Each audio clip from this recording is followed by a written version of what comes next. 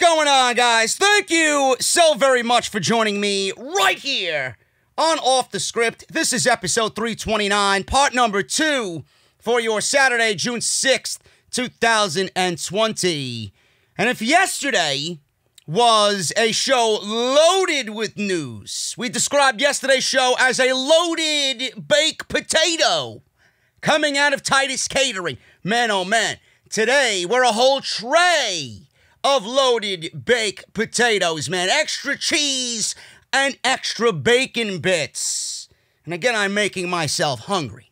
Maybe I should have lunch before I sit down and record these things. But regardless of my hunger pains and Titus Catering, which sounds delicious, I got a loaded show for you guys here today, man. Now, yesterday, if you missed part 1 of Off the Script, I would really appreciate if you guys go and check that out. We talked about the ongoing situation with WWE and their fucking plexiglass and their NXT developmental talent that's being treated like shit. So we went over on yesterday's show. I labeled it as inhumane. Now, obviously, I might have went a little bit too far in using that terminology, but that's the way I see it. No human being, no employee should be treated as those talents are being treated right now.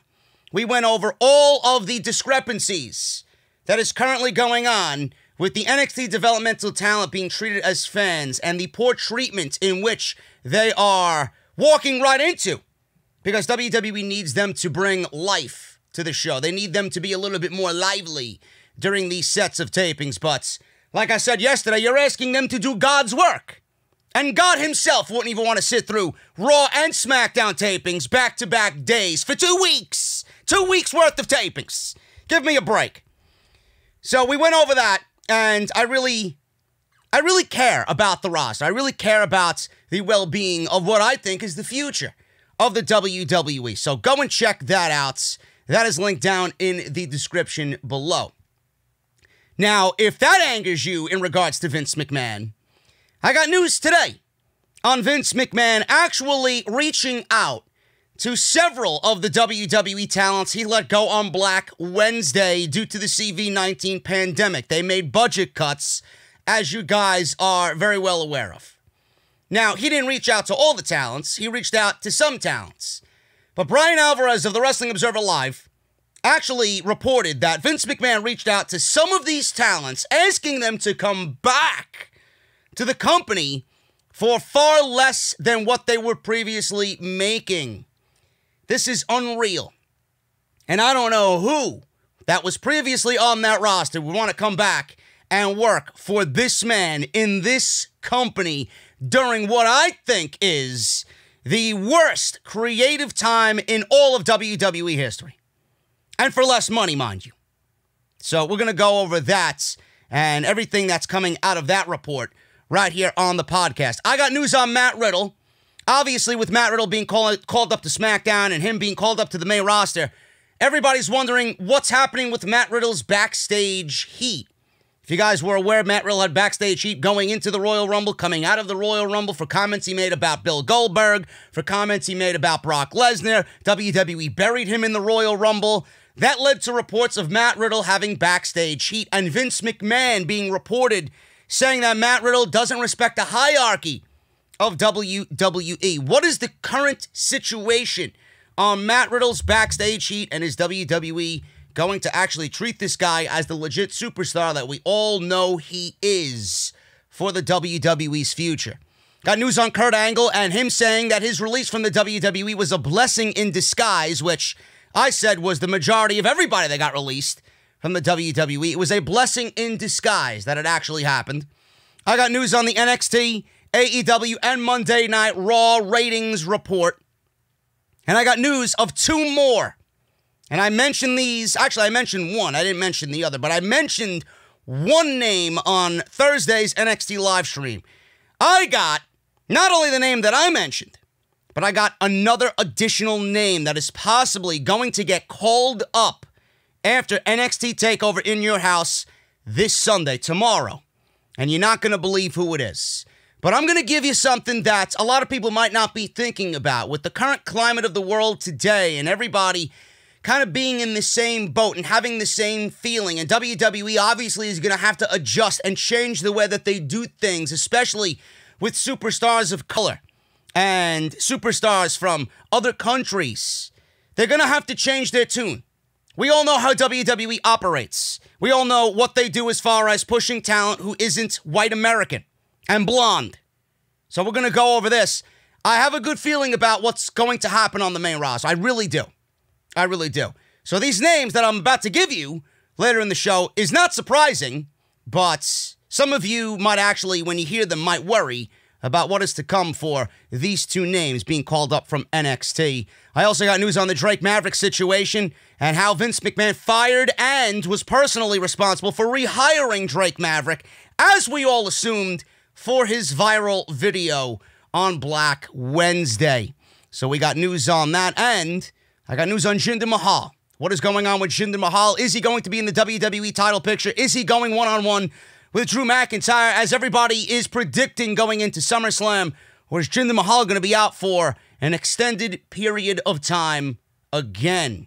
We'll go over that right here on Off the Script. Thank you guys so much for joining me. Again, if you missed Friday's show and the SmackDown review, links are down in the description below. Go and check that stuff out. Follow me on social media, at JD from NY206. That's on Twitter and Instagram. I would really appreciate that. 31,000 followers on Twitter and almost 9,000 followers. Creeping towards that 10,000, slowly but surely, on Instagram. So make sure you guys go and check all of that stuff out. And if you want to support the podcast via Patreon, you know what to do, guys. Patreon.com/JD from NY206. And hit that subscribe button. Turn on that bell for all notifications. And if you guys enjoy what you see and hear right here on the podcast, hit that thumbs up. Really helps out the videos when it comes to the YouTube search. And if you guys are listening to me on Spotify, iTunes, or any of those audio platforms, thank you guys very much for doing that. I know some of you enjoy the audio formats compared to the video formats. It's a lot easier for you guys, whether you're taking me on the go or jogging, exercising, going to work, whatever you guys may be doing. I really appreciate you guys hanging out with me. And if it's too much to ask, please leave a 5-star rating on iTunes. It really helps out the podcast over there on your Apple devices. Let's get into some of the minor stories that I want to talk about here before we get into the juicy stuff, guys. WWE Network is finally going to a legit tier, or multiple tiers. WWE Network finally drops the free month for entire network every month. So no longer are you able, or no longer can you sign up with multiple anonymous emails and get your free WWE Network because you're too cheap to pay $9.99, or you just don't want to support the WWE in any which way, which at this point I don't even fucking blame you. But WWE Network is finally dropping the free month entirely for the network, so no more free months.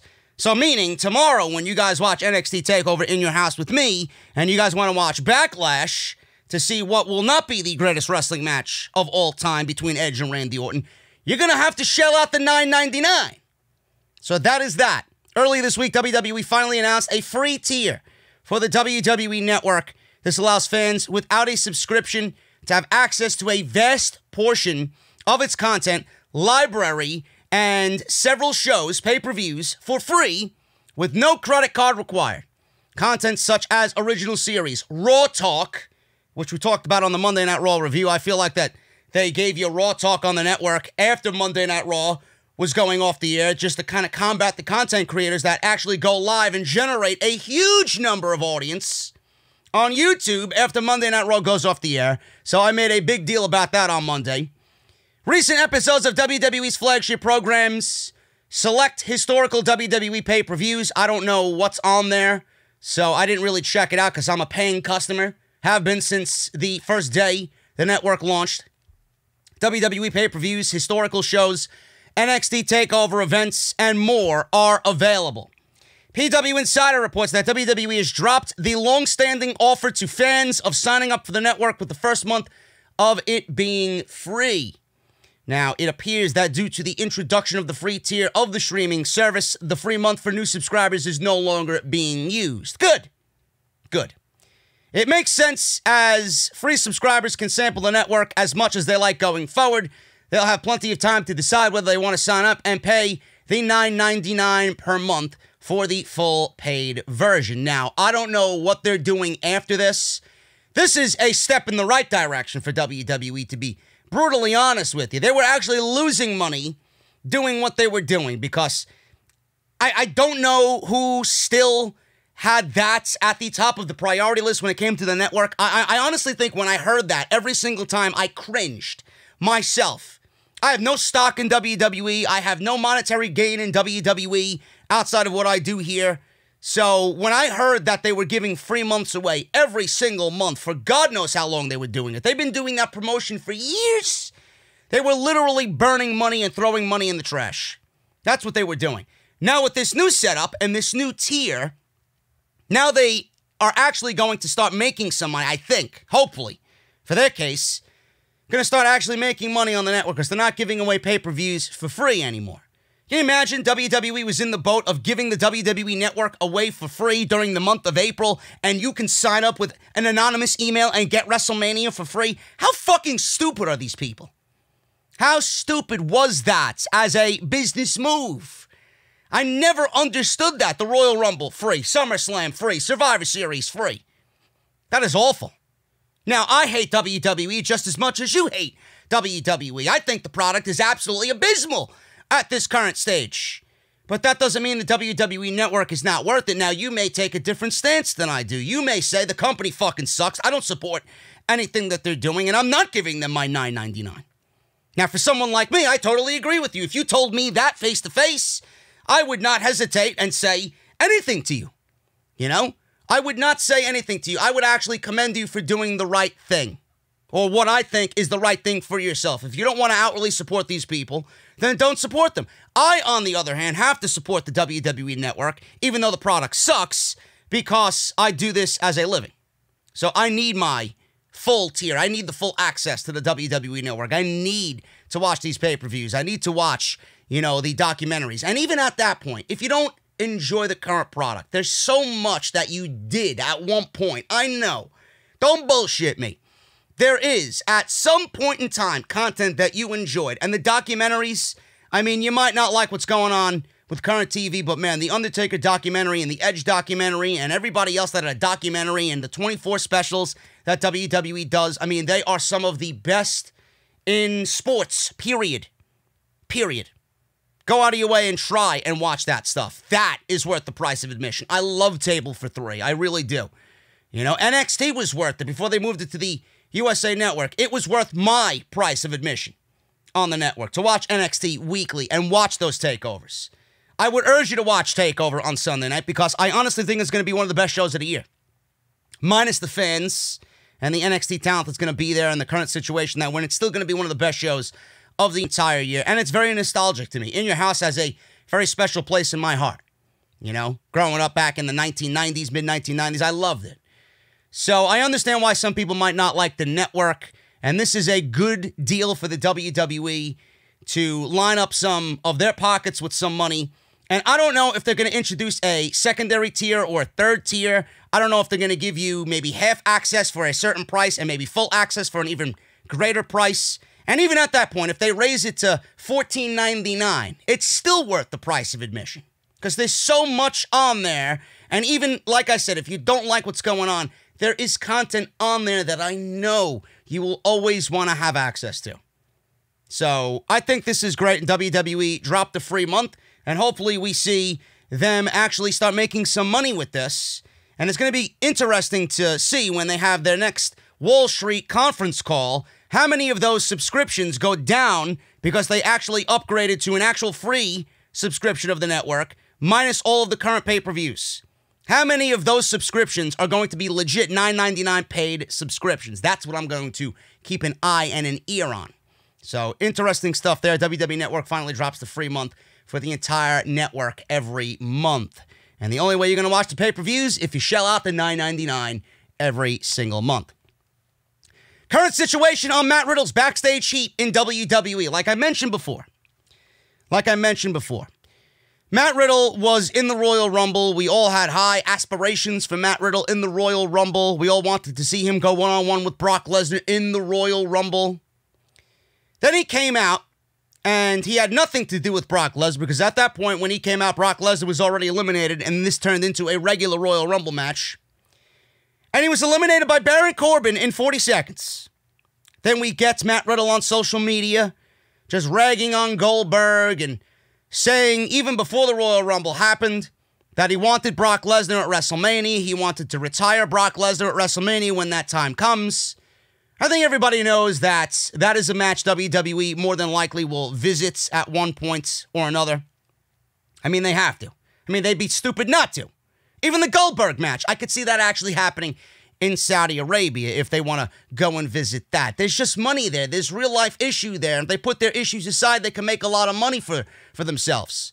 You know, so both of those matches I really do think are going to become a reality on WWE television with Matt Riddle being brought up to the main roster. Now, from these two situations, there were news and rumors and reports in the dirt sheet that Matt Riddle had backstage sheet. There was one report that Vince McMahon said, and I quote, they didn't respect the way Matt Riddle respected the hierarchy of WWE. That they had an issue with him shitting all over legends and, you know, he doesn't respect the way up to the top. You know, he's starting at the bottom and he's blatantly disrespecting those above him. But I didn't really take that to be all that serious because Matt Riddle, one way or another, was going to succeed in WWE anyway. That's the way I feel deep down in my heart. Now, you never know what the current situation with creative, but Matt Riddle is going to SmackDown, and Matt Riddle's in a contract year. Is WWE going to push Matt Riddle the way we expect Matt Riddle to be pushed, like a superstar, just because he's got a contract expiring? Or is it going to be one of those situations where WWE brings Matt Riddle to the main roster, shows him that life is good on the main roster, get him to sign another 5-year deal, stay with the company, and then bury him for the rest of his contract? That's what I'm worried about. Or I wouldn't say bury him. I wouldn't go to the extent of bury. But we all know Matt Riddle is a main event WrestleMania superstar. That's the capability of Matt Riddle. I mean, he could lead a brand, no question. He could be the face of this company. There is money to be made with Matt Riddle. Is it going to be a situation where they really know what they have in this guy? Or are they going to push him on the main roster and push him until he signs a new contract and then actively cut him, you know, cut his legs off and just bury him on the main roster to a point where he's very unhappy and then he walks away anyway? I don't want to see that. I don't want to see that happen for Matt Riddle. So the current situation with Matt Riddle's backstage heat is, and this is being reported by several sources in the community, that the backstage heat on Matt Riddle is over-exaggerated. It was stated that Riddle plays it up on social media so he can appear as the underdog rebel. This tactic works as he draws continued support. One source stated that Riddle pissed off Brock Lesnar, and then Lesnar got in his face and told him about the situation. A similar situation happened with Goldberg, like I mentioned. Those two stories are true, but they were also told, these sources, and they said this to the dirt sheets, I've never heard of anyone saying he can't work the main roster. It was also made clear that nobody has tried to get Matt Riddle fired, and he doesn't have any political enemies at this time backstage. At this time. I wonder how Matt Riddle and his song is going to be on the main roster. Is he going to continue acting the same way? Will they get him in line and kind of get him in line and act like everybody else on the main roster, walking on eggshells? Then Matt Riddle really isn't Matt Riddle at that point.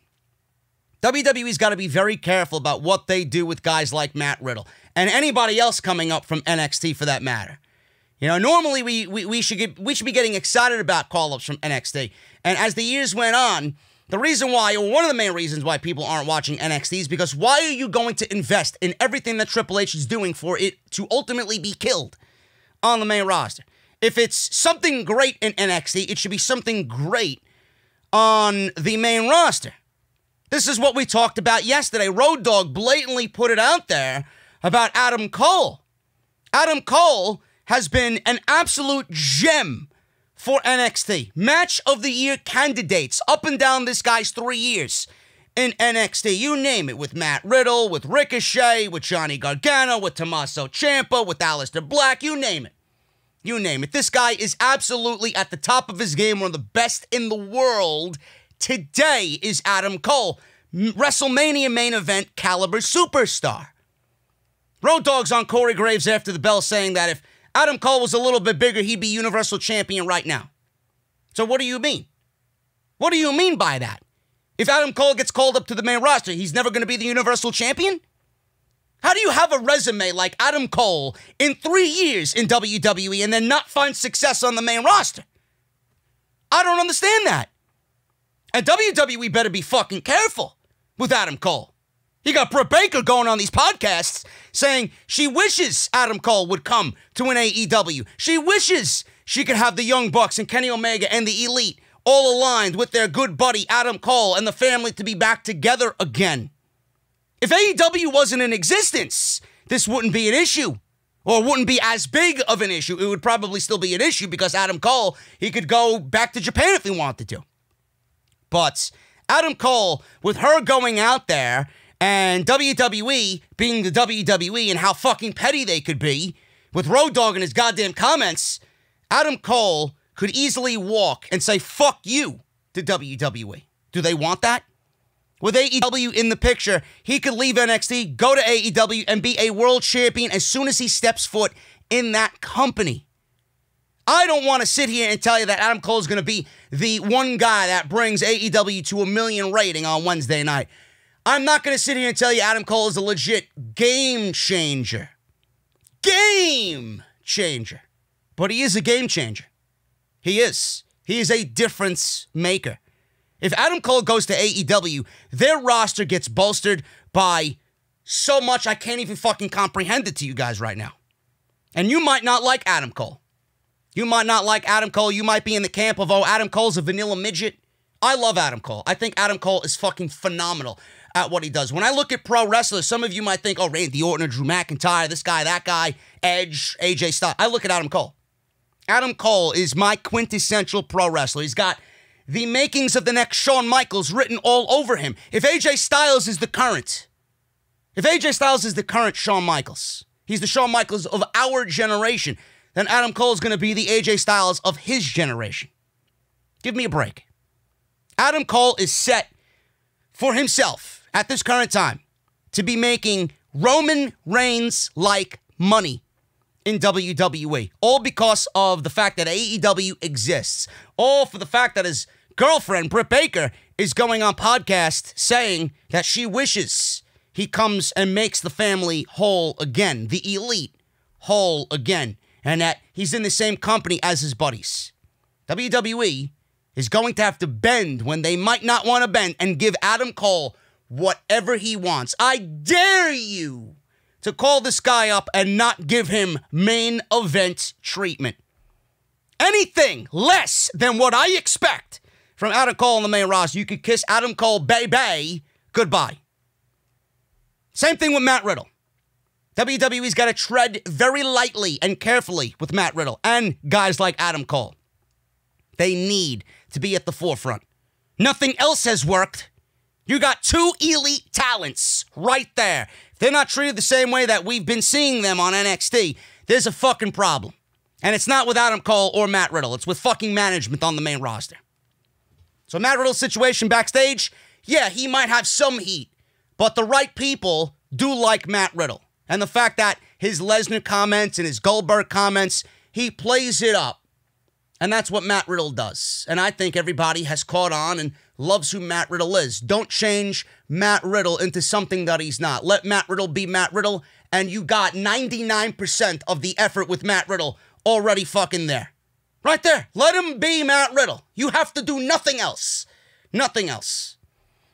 Speaking of Matt Riddle, Kurt Angle says releasing him from the WWE was a blessing in disguise. Well, the company releasing Kurt Angle was a blessing in disguise. Now, there were reports about Kurt Angle managing Matt Riddle, and I'll go over that in a second. Kurt Angle did an interview with Justin Barrasso of Sports Illustrated to talk about a wide variety of topics, including his WWE departure. The WWE Hall of Famer was among one of the producers who was furloughed by WWE back in April due to budget cuts. As noted, WWE originally planned for Kurt Angle to serve as Matt Riddle's manager when Riddle was called up to the main roster. In this interview, Angle gave more details as to why he turned down the offer. WWE offered me a job, he says, to manage Matt Riddle. Unfortunately, I turned it down.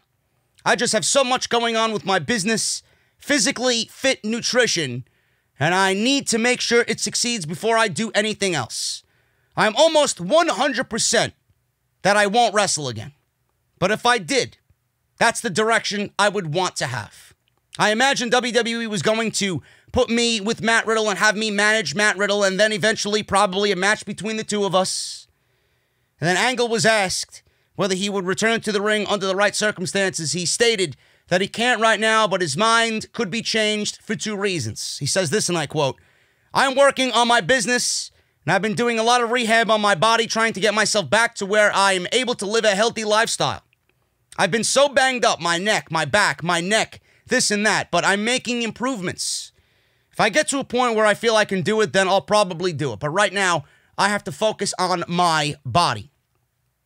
Angle is looking at his WWE departure as a producer as a good thing. The reason for this is due to his business, physically fit nutrition, taking off and him needing to be there to help it grow. It was almost a blessing in disguise that WWE released me, Angle said. The business started picking up orders, and we're at a point where I really need to be here.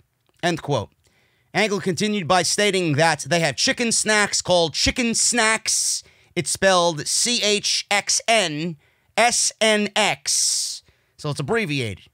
Or I guess more hipster, I guess. And it will be their #1 seller because it will be available on Amazon in addition to convenience stores, health food stores, groceries, and bulk stores.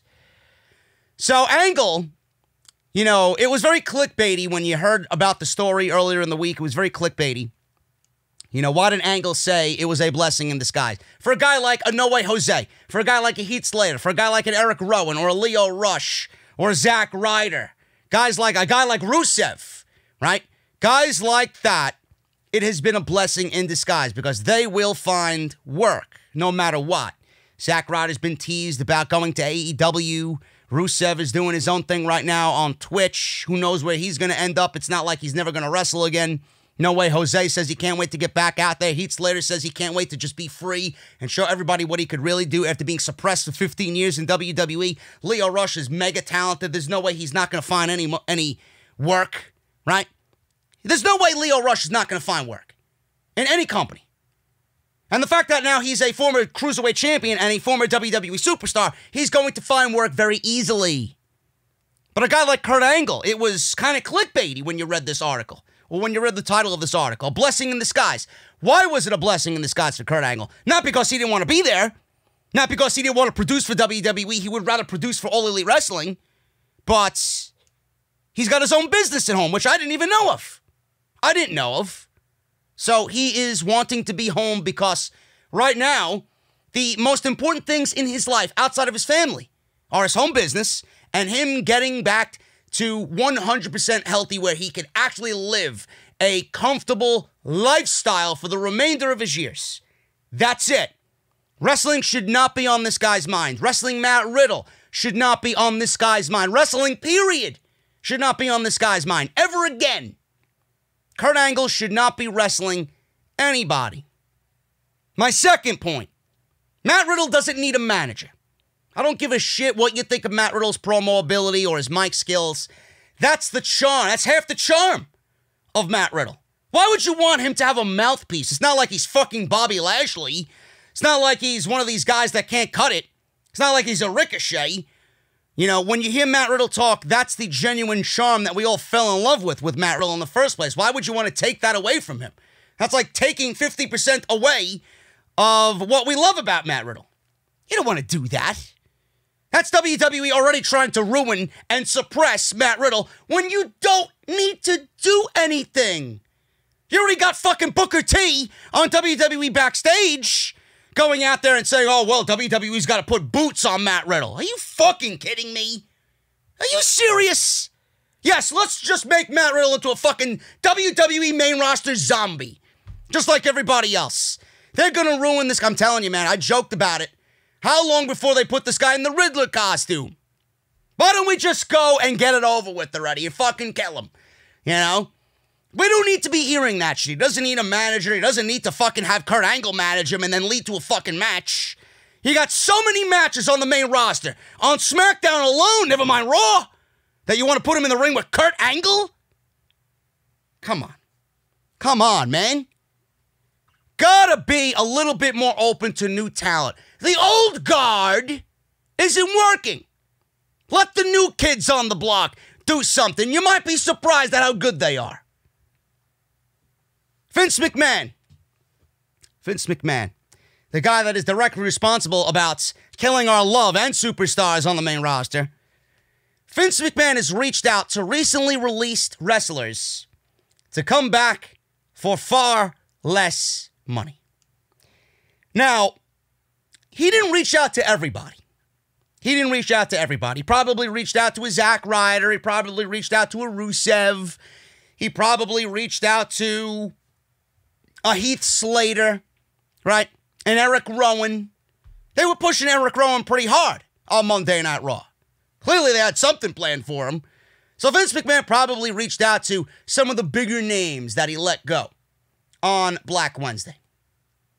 Now, we just talked about WWE wants to bring Kurt Angle back to the company as a producer. He was furloughed, but I just got done telling you guys it was a blessing in disguise to Kurt Angle because he wants to concentrate on his home business. He wants to concentrate on getting himself 100% healthy to live a comfortable lifestyle. Now, Vince clearly wants Kurt Angle back because if Kurt Angle is terminated, then Kurt Angle has already left WWE high and dry once. He don't want Kurt Angle to be welcomed back into the WWE, welcomed into the Hall of Fame, given a retirement in WWE, only for him to go to Tony Khan and start producing matches for AEW. That's something he doesn't want. So clearly he wants Kurt Angle back. But Kurt Angle wants to do what Kurt Angle wants to do right now, and that is take care of shit at home. Angle confirmed this week that he turned down the offer. Now, on Wrestling Observer Live, Bryan Alvarez, outside of the Kurt Angle situation, noted that several wrestlers have been offered deals to return, but the money is not what they were making when they were released. Of course not. Of course not. They made budget cuts. WWE cut you to serve the budget and get the budget in line to what the people on Wall Street need to see. So, of course, they would ask you to come back, and if they did ask you to come back, you were going to be making far less than what you were originally making. Now, for guys like Drake Maverick, who probably signed the new WWE deal, actually, not probably, he did sign a new WWE deal, I guarantee you he's not making the same money that he was when he was originally there before he got fired. He's making significantly less, and that's fine. That's fine. Drake Maverick did what Drake Maverick needed to do. He wanted a job in the middle of this pandemic when people are struggling to find work and unemployment is at an all-time high. Fine, he wanted to have the comfort of having a job. He wanted to have a job so that he could pay his bills. It's fine. I would never say you're in the wrong for that. But Drake Maverick pretty much sold his soul to the WWE and did not really think he was good enough to go out there and get signed by another pro wrestling company and make just as much, if not more money. He wanted the comfort of being with the WWE, which is fine. Which is fine. I'm not going to criticize Drake Maverick for wanting to be with the WWE. I said this on NXT on Thursday. This was his dream job. If that is what makes him happy, God bless the man. My issue is more with WWE Creative actually using his fucking pain and suffering for a goddamn storyline and made it the main thing in the entire tournament. Not only using his fucking pain and suffering as a storyline, which was genuine, and then it turned out to be disingenuous, but you ruined an entire field of fucking 7 other guys in the tournament for Drake goddamn Maverick. I didn't really care for that. I didn't care for that whatsoever. So we all know Drake Maverick is making less money now that he's re-signed with the WWE. And we'll talk about that in a little bit. But Alvarez stated, there have been people who have been released from the WWE that have been offered deals to come back, and the offers for them to return are a fraction of what they were making. Now, Alvarez noted how Impact Wrestling just recently released a commercial for Slammiversary 2020. And the advertisement featured several former WWE superstars like Gallows and Anderson, Drake Maverick, EC3, Zack Ryder, etc., whoever else was in there. They were able to do this because of footage that they own from when those workers actually worked for them. So, whoever was in Impact before they came over to Impact, whenever they were in Impact before they came over to WWE. In the case of Gallows and Anderson, they were used in Global Force Wrestling footage. So that's how they were used. And they used a Bulgarian flag to represent Rusev in the commercial. Alvarez noted, and I quote, "The offers that I've seen, we may be seeing a fair number of people show up at Impact. I don't know that, but I just know that what we've seen, some renewal offers, there are definitely people that would definitely go to Impact Wrestling." It's clear that WWE doesn't want wrestlers to appear on other wrestling shows, but if they are hoping to get everyone back, they may have to increase some of the original offers that they gave these guys the second time around. Now, let me tackle this Impact Wrestling situation. Impact Wrestling released the Slammiversary commercial, and they did the Luke Gallows and Carl Anderson bit because they were used in Global Force Wrestling. They did the Bulgarian flag to represent Rusev. They did shots of EC3. They did shots of Rockstar Spud, Drake Maverick, whatever the case may be.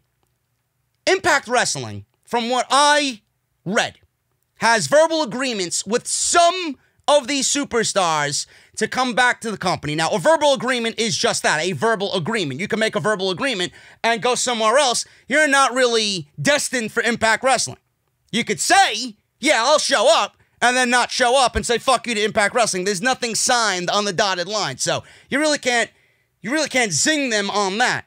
Impact Wrestling did what they did because they need to generate whatever interest they can muster up because they are a dead company.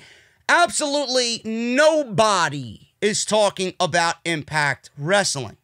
I mean, for Christ's sakes, on my Twitch, I get more viewership than Impact Wrestling does. On this channel, I probably get more viewership on a weekly basis than Impact Wrestling does on Access TV. Simple than that, right? So we got Impact Wrestling doing what they can to generate interest for Slammiversary. They are desperate for any type of attention. So clearly, if they used ex-WWE guys, they knew everybody was going to pick up on that and say, what the fuck? All these guys are just going to migrate over and invade Impact Wrestling coming over from WWE, these ex-WWE guys. So it was nothing more than a publicity stunt by Impact Wrestling. Nothing more, nothing less. This is typical Impact protocol. They are desperate for any type of attention, no matter what. They need it. Now, as far as these other wrestlers getting contract offers, I thought WWE was not afraid of anybody being let go and going to an AEW or going to a Ring of Honor or going to a New Japan or going to an Impact Wrestling or going to an MLW or going to a House of Glory, right? I thought they weren't afraid of these guys, these lower bottom of the barrel guys going anywhere. What's the big deal? Why do you need them back? Why do you need them back? Maybe if you treated them well the first time, maybe they wouldn't be in this boat and unemployed. So what are you going to do? You're going to bring them back for what? You didn't use them the first time. You mean to tell me you're going to use them the second time around? Or is it something that you lied to us about as always and that you really do care where they go because you don't want to continue feeding the monster known as AEW? Maybe you should just take a step back and realize that Tony Khan's got a fucking business to run too.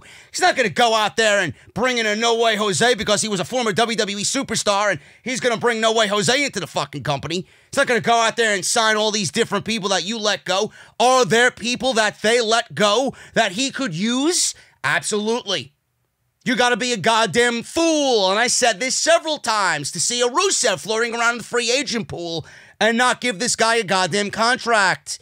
You got to be a goddamn fool to think that Zack Ryder's a free agent. Let me go after him.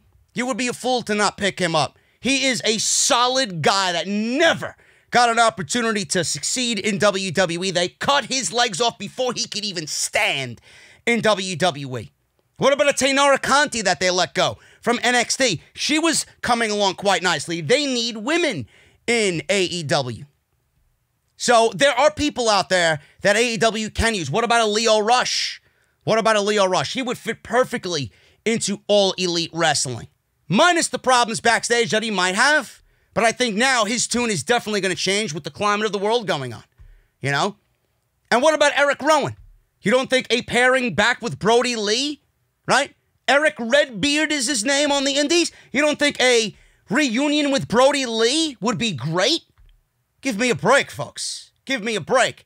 Now, yes, there are going to be people that say if AEW picks up a majority of these guys, the bigger name guys, then they're just going to be WWE Lite. They're going to be WWE 2.0. They're picking up WWE's scraps. But what is one man's junk is another man's treasure. I don't see why you would ever say AEW is becoming WWE Lite. I mean, this is how the business works. This is what happened during the Monday Night Wars. Now you're seeing the same thing happening here. And the same thing is going to happen here. That's why the Revival ended up in AEW. You gotta be a goddamn fucking fool to let the Revival just sit out there in the free agent pool. Why wouldn't you want them? They're one of the best tag teams on the fucking planet. It doesn't matter if you think AEW is going to be WWE Lite. This is how you grow. This is how you bring awareness to the product. You may sit there and you may think, well, WWE is releasing all these guys. AEW is going to pick them all up, and AEW is going to lose its appeal. AEW is deviating away from what we originally thought AEW was going to be. It was genuine. It was building from within, and now we got all these WWE guys coming in. If you honestly think that Cody and Tony and the Bucks and Omega are going to bring in all these WWE guys and put them ahead of what they've currently built in this 1 year, in this first year, you're a fool. You're a fool.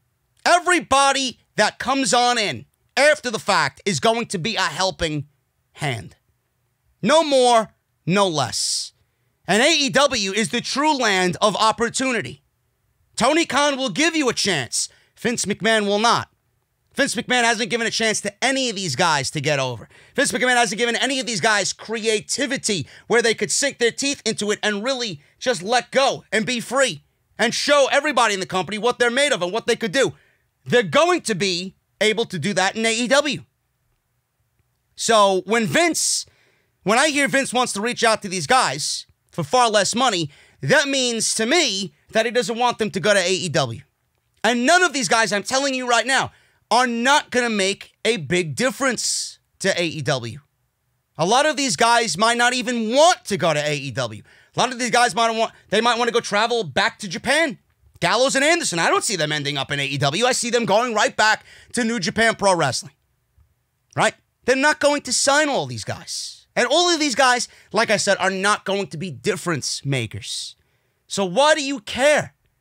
WWE needs to stay in their own lane and care about what WWE is doing. You have an entire developmental system in NXT that is going to keep this company going for the next 20 plus years. Why are you worried about letting some bottom of the barrel fucking talent that you didn't even find to be important anyway? Why are you worried about where they go when you didn't even fucking care that they were employed with you from day one? Worry about what you got in NXT. That's your future. The future of these guys should not matter to you. Simple. So McMahon reaching out for far less money, why would anybody take Vince McMahon's offer? At that point, you're desperate. At that point, and I mean this wholeheartedly, at that point, if you take far less money just to be back where they didn't respect you in the beginning, you have no respect for yourself. None whatsoever. You don't value yourself. You are pretty much telling me that my talent is only going to go as far as WWE. I don't respect myself. Let me go back to WWE. It's like you're going back to an abusive relationship. Yeah, your husband beat the shit out of you, and you left him for 6 months. Yeah, he's a changed man. Let me go back to him. It's not going to change. It's not going to change. Go and make your own money and develop respect for yourself somewhere else. The money is fucking the least of your worries. Go and find a new home and a new family that is actually going to respect yourself. The WWE will not. I found this funny, man. Can you imagine this? We just got done with this story about Vince McMahon reaching out to release wrestlers and wanting them to come back for far less money. Zack Ryder was one of those release wrestlers. And Zack Ryder revealed on his Major Wrestling Figure podcast that WWE wanted to use his pool at his home for the Mandy Rose and Otis segment on SmackDown last Friday. So he spoke about this on his podcast and revealed that WWE asked his fiancée, Chelsea Green, if they could use his pool for the steamy kiss scene for Otis and Mandy. So he says this, and I quote, "I'm sitting by the pool with Chelsea, and she has this weird look on her face, checking her phone, and I'm like, babe, what's up?" She's like, "Someone from WWE asked me if Otis and Mandy Rose and a camera crew can come here to film a pool scene for SmackDown." I was shaking with anger. "You fired me, but you want to use my pool?" Kurt Hawkins then chimed in saying, "There are no pools in Florida. Everyone knows that. There's only one, and you have it." Ryder went on to say, "Is that true, by the way? Does everybody just migrate to the beach? You got no pools?" I find that very hard to believe, but maybe he was just joking around. Ryder went on to say that he was ready to fire off a tweet, but decided against it. He's a good man. He's a good man. I know I would have said something. That bridge is already burned, bro. Seriously, you ain't going back there. And you ain't going into the Hall of Fame either. How many people in Florida have pools? How many people live in Florida, are associated with WWE under contract, and have pools? You should have been flattered, not pissed, said Hawkins, after noting that WWE probably saw his pool during an unboxing episode and was scouting the territory. Ryder was not flattered. "I was pissed," he said. "They didn't ask me. They asked Chelsea. I guess they were taping Raw and SmackDown at the Performance Center. My good friends John Morrison and Miz said they were coming over and texted me and said, 'Can I bring Otis?' I thought it was a rib because they knew the story. That pissed me off too. But Otis showed up and it wasn't a rib. I don't know Otis, though I wrestled him. This guy is pure entertainment. I fell in love with this man," said Zack Ryder. In the end, Ryder revealed that WWE didn't use his pool for the segment as they somehow found someone else in Florida with a pool to tape the scene. How fucking shitty. And then here you got guys willing to go back to the WWE for less money, right? They don't give a fuck about you. They actually released this guy. Who knows if he was one of the guys that they asked to come back for less money. They released this guy, want nothing to do with him anymore, and then they asked to use his pool to film a segment that he has absolutely no part in. Unbelievable. You think WWE gives a shit about you, folks? That story should be the icing on the cake. Guys, the one thing I love about the summer is actually going out to a beautiful craft beer bar, sitting outside in the beautiful weather, enjoying a nice, cold beverage, man. We have not been able to do that. With all the guidelines and all of the pandemic stuff going on, we're not able to go out to our favorite places. That's why I've partnered with Tavour. You can turn your very own home, your very own fridge, into the best craft beer bar ever. And I'm going to tell you guys how to exactly do that with Tavour. All you have to do is download the app. Download the app to get access to hard-to-find 100% independent craft beer from across the United States. New beers are added every single day. You guys can discover your own beer. Build your own custom box of the craft beers that you love.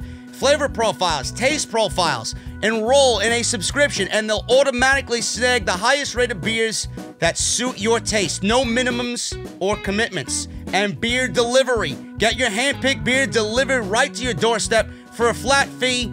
And if you guys want to sign up for a subscription, you guys can do that as well.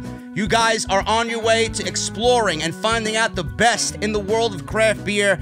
Previously featured on Tavour, listen to this one, man. Urban Artifact Pocket Watch. It's a fruit beer from Cincinnati, Ohio. 1,000 pounds of Concord grapes. 1,000 pounds of red plums. 1,000 pounds of black currants. That sounds absolutely ridiculous, guys. 100% independent, 650 different breweries featured, beers from 47 states, and over 7,000 beers tasted. You guys want more information? Visit the link down below in the description. You guys can actually get $10 off an order of $25 or more when you sign up using code SCRIPT at checkout, man. Turn your beer fridge into the best craft beer fridge known to man using Tavour. And I want to thank them for supporting the podcast right here on Off the Script. Welcome back to the podcast, guys. Let's get right back into the news here. Wednesday Night War, AEW, if you even want to call it that. AEW versus NXT ratings for June 3rd, 2020. The viewership is in. The numbers are in. AEW and NXT were down this week in total viewers. AEW was also down while NXT was up in the important 18 to 49 demographic. This was the go-home show for NXT Takeover in your house this Sunday. AEW Dynamite drew 730,000 live viewers, and NXT drew 715,000 live viewers. Last week, AEW drew 827,000 viewers. They were coming off double or nothing. Obviously, the increase was shown there. And NXT drew 731,000 viewers. As in most cases, in most weeks, AEW won the 18 to 49 demographic. NXT ranked 45 among the top 150 shows on cable, while AEW was number 27. This is the demographic breakdown. 18 to 49 viewership demographic. AEW was a 0.29. NXT was a 0.20. Female viewers, AEW 18 to 49, 0.21. NXT was a 0.14. Male viewers, 18 to 49. AEW was a 0.37 and NXT was a 0.25. Viewers 18 to 34, AEW was a 0.18 and NXT was a 0.11. Female viewers 12 to 34, AEW was a 0.12 and NXT was a 0.07. Male viewers 12 to 34, AEW was a 0.19, NXT was a 0.16. Viewers 25 to 54, AEW was a 0.33, and NXT was a 0.23. And then viewers over 50, hey honey, can you get me my prune juice?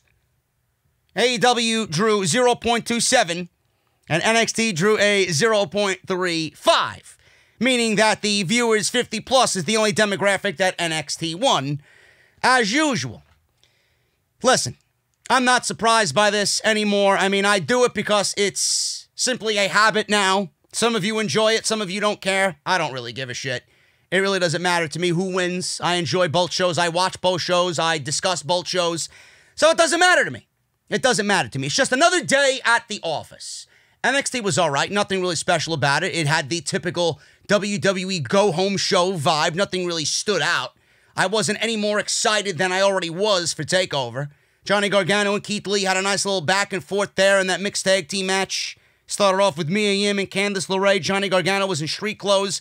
Got turned into a mixed tag team match. He wasn't in wrestling gear. He got thrown into the ring and he took out his car keys because he was wearing street clothes. And then he jabbed the keys right into Keith Lee's eyes, which I thought was fantastic. We got Drake Maverick and El Hijo del Fantasma in the Cruiserweight Championship Tournament Final. We ranted on that. And I don't know what else you want me to say on that. Again, I was going to pull the video or the section of the video in the NXT review and put it in the podcast. I might actually do that here when I talk about Drake Maverick. But, you know, I didn't really care for that at all. The tournament was just something that I did not have any interest in. In the first couple of weeks, I'm like, yes, this is great. The round-robin tournament is great on NXT. And I wish that WWE would actually do that for the King of the Ring. I think that would be a great concept for the King of the Ring, but they just mired it in bullshit. And I didn't really care about it as the weeks went on.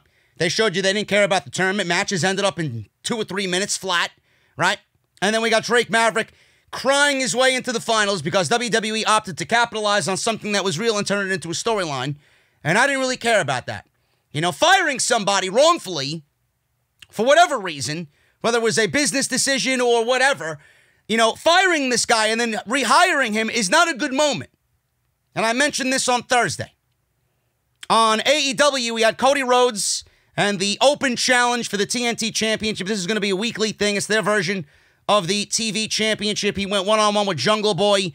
You know, when Cody is a part of something, he's going to make it stand out as the most important thing in the world. That's why I love him so much. but they did go, in my honest opinion, a little bit too far on Wednesday night with the Jungle Boy match. Blood, he clearly bladed. They went through a table. They fit a 20-minute pay-per-view match into about 9 minutes.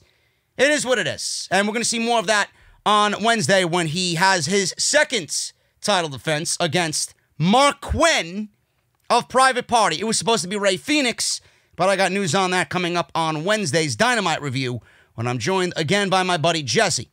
So that was Dynamite and AEW on Wednesday. Both good shows. Nothing really new or stand out. And Sunday, like I said, with NXT, we got more NXT coming up on Sunday. I'll be live on YouTube. Live on YouTube doing the Takeover in Your House pay-per-view review. Io Shirai and the Velveteen Dream. Remember I said 2 names? Those are the names, folks. Io Shirai and Velveteen Dream could also be doomed with a main roster call-up. The NXT roster rumored to look drastically different when Vince McMahon has his way, when certain moves are inevitably made. Now, it was first noted this week by the Wrestle Geeks, Wrestle Talk. Chelsea Green was another name discussed for the main roster as being demoted to either Raw or SmackDown. That likely explains why she split from the Robert Stone brand on NXT TV, like you cared about Robert Stone, right? The other name has been reported to be Dominik Dijakovic, who I'm a big fan of. He tweeted out a photo of the United States Championship before Monday's Raw, which obviously sped up the rumors of his impending doom on the main roster. And everybody was thinking that Apollo Crews was going to choose him as his first challenge for the United States Championship, which creatively wouldn't have made much sense whatsoever, because that's not the way you treat a new talent, someone or the caliber of someone like Dominik Dijakovic. Now, Wrestling Inc. is back at it, reporting that 2 other names are in discussions about moving up or down, depending on who you talk to the main roster. According to the report, Io Shirai and Velveteen Dream could land on Raw or SmackDown in the near future. There were rumors about Dream moving down to the main roster several months ago, but those plans apparently changed. Clearly they did. Back in January, Dave Meltzer reported that Shirai was not happy about the way she was being used in NXT. And obviously there were rumors, if you guys remember that, of Stardom wanting not only Shirai but Kairi Sane back in their company. And there was interest in signing her after her WWE contract expired. There was no word yet on when her contract will expire, but the decision to move Shirai and Dream could be because they want to keep them happy. Meltzer indicated last week that Riddle was likely moved up to the main roster to keep him happy because he has other places to go after his deal expires. Now, there are reports of Adam Cole's contract expiring in August or September, and there's a good chance that AEW will make him an offer to come away from the WWE. Now, Cole, it was reported himself, Adam Cole and Britt Baker, they were actually photographed. They weren't really blatant photographs, but Adam Cole was photographed in a picture with Tony Schiavone and Nyla Rose, I believe, at the AEW Company Memorial Day beach party. Tony Khan threw a beach party. Adam Cole was pictured in the background. You seen him clear as day. You knew it was Adam Cole. And he was obviously there because Britt Baker is an employee of the company. Now, while being interviewed on the AEW Restricted Podcast, or Unrestricted Podcast, Baker said the following about Cole reuniting with Kenny Omega and the Young Bucks. She says this, and I quote, "It's all one big, huge, giant family. I hope there is a day in the near future, where Adam Cole can be in the ring with the Young Bucks and Kenny and Cody, and it will come full circle, and we can all be one giant happy family again." End quote. Raj Giri from Wrestling Inc. confirmed that Cole has yet to sign a new contract with the WWE. That is interesting because WWE usually tries to lock guys up, especially top of the elite in the company like Cole, several months before their deal expires. If he doesn't sign a new deal in the next couple of months, he could be a free agent just in time for the all-out pay-per-view in September. Imagine that. Now, like I mentioned before, man, talking about Adam Cole first and foremost, WWE, I'm surprised that they have not talked to him yet about a new contract. He is still their NXT champion. And if things continue going the way that they're going, and the rumors continue to heat up, Adam Cole is going to be making Roman Reigns like money. He really is. If they're going to call him up to the main roster, this guy is going to be given whatever he wants to stay with the WWE. Now, that might not matter to him. Maybe he wants to be closer to Britt Baker. Maybe he does want to go have a family reunion with Omega and the Bucks and Cody and go wrestle for All Elite Wrestling. We don't know. But like I said, if WWE lets someone like Adam Cole walk, somebody needs to be fired. Somebody needs to be fired. No question. You're not going to let a guy that good just walk, get up, and walk out of the company. You're not going to do it. We don't know what Adam Cole wants. Velveteen Dream and Io Shirai. Those are two names that one of them I made a prediction on my NXT review on Thursday. The other one, I'm not really sure about. We don't know what's happening with Io Shirai. Everybody says Io Shirai is going to win the NXT Women's Championship on Sunday night. If that happens, I would not be surprised. I would rather Io have it than Rhea. Rhea, to me, is boring. And the momentum has been killed. The appeal of Rhea Ripley has been killed because Charlotte Flair. Velveteen Dream, to me, just by the way you see it on NXT TV, what has Dream done on NXT television? As of late, nothing. He was hurt. The majority of the time they moved to the USA Network. He came back right before the Royal Rumble, right? He came back in January, and then he picked up his feud with Adam Cole because it was the Undisputed Era that put him out. Then he's been feuding with the Undisputed Era. He had a couple of championship matches. He's got one coming up on Sunday, which I don't think he's going to win. He was a former North American champion. He beat Johnny Gargano for the North American Championship. But what else is there for Velveteen Dream to do? Especially if he loses on Sunday night. What else is there for Patrick Clark to do in NXT? Is it even right, creatively, for the Velveteen Dream to win the NXT Championship? I don't think so. I say keep the title on Adam Cole. Continue building Adam Cole's legend. There's more upside right now in NXT to Adam Cole than there is upside in NXT to the Velveteen Dream. Dream could probably succeed more so on the main roster. Is he ready? I think so. He might not be ready yet completely, but he's certainly on his way there. He's got everything you need to be a top-of-the-line guy on either brand. And he's got something that a lot of people on the main roster don't have. Character. He's got charisma. I've said it, and I haven't shied away from what I said about the Velveteen Dream. That could be a future WWE champion. We know what he's capable of. And in the current climate of the world today, WWE needs to be very, very careful about how they push their black superstars. Apollo Crews is the United States champion. Good. He should have been fucking 6-time United States champion. You're going to have the Street Profits representing the tag team championships. Give them some teams to work with. Seriously. You know? Velveteen Dream, Io Shirai, Asuka, women like that wouldn't be looked upon as anything but mid-card talent in WWE. You're going to start seeing women like Asuka and Io Shirai move up the ranks because of the current climate in the world today. I don't know what that means for WWE. It actually makes WWE look fucking shitty because they didn't recognize fucking talent. And they were blatantly disrespecting them based on who they were, the color of their skin, where they came from. And we all know this is WWE. If you're not a white male or a white female blonde, you ain't going anywhere. You got a certain ceiling to you. Now things, I think, are going to be a little bit different. So if you want to call up the Velveteen Dream, then I think he's actually going to have a nice main roster run. If you want to call up Io Shirai, I think now, of all times, compared to any other time, she's going to succeed on the main roster. You're going to have to. If people are this upset with everything that's going on in the world today, rightfully so, and they see WWE acting like they usually do and start suppressing talent like a Shirai and talent like a Dream based on their background and based on their skin color, they do not want that coming at them. So I think it's going to be a good thing when they inevitably make their main roster debuts. Now, as far as Dream in NXT, I do not think that he's going to beat Adam Cole on Sunday. And I said, what else is there for Velveteen Dream to do on the main roster or on NXT? He needs to be on the main roster if that's the case. Because, like I said, there's more upside in Adam Cole on NXT than there is in Velveteen Dream on NXT. If Adam Cole wins the championship, or wins the match and retains the championship, I should say, then you got a inevitable showdown with Keith Lee.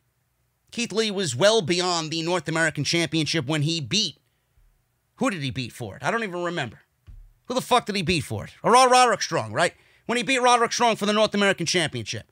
He was much better than the North American Championship then, and I still think that now. So having Keith Lee and Adam Cole for the NXT Championship and having Adam Cole give the title to Keith Lee in a match at TakeOver in August, or whenever SummerSlam is that weekend, that's the right move to make. Adam Cole gets called up. You already signed him to a new deal. You start building his debut with the Undisputed Era on the main roster. Keith Lee is the new man in NXT for the rest of the year.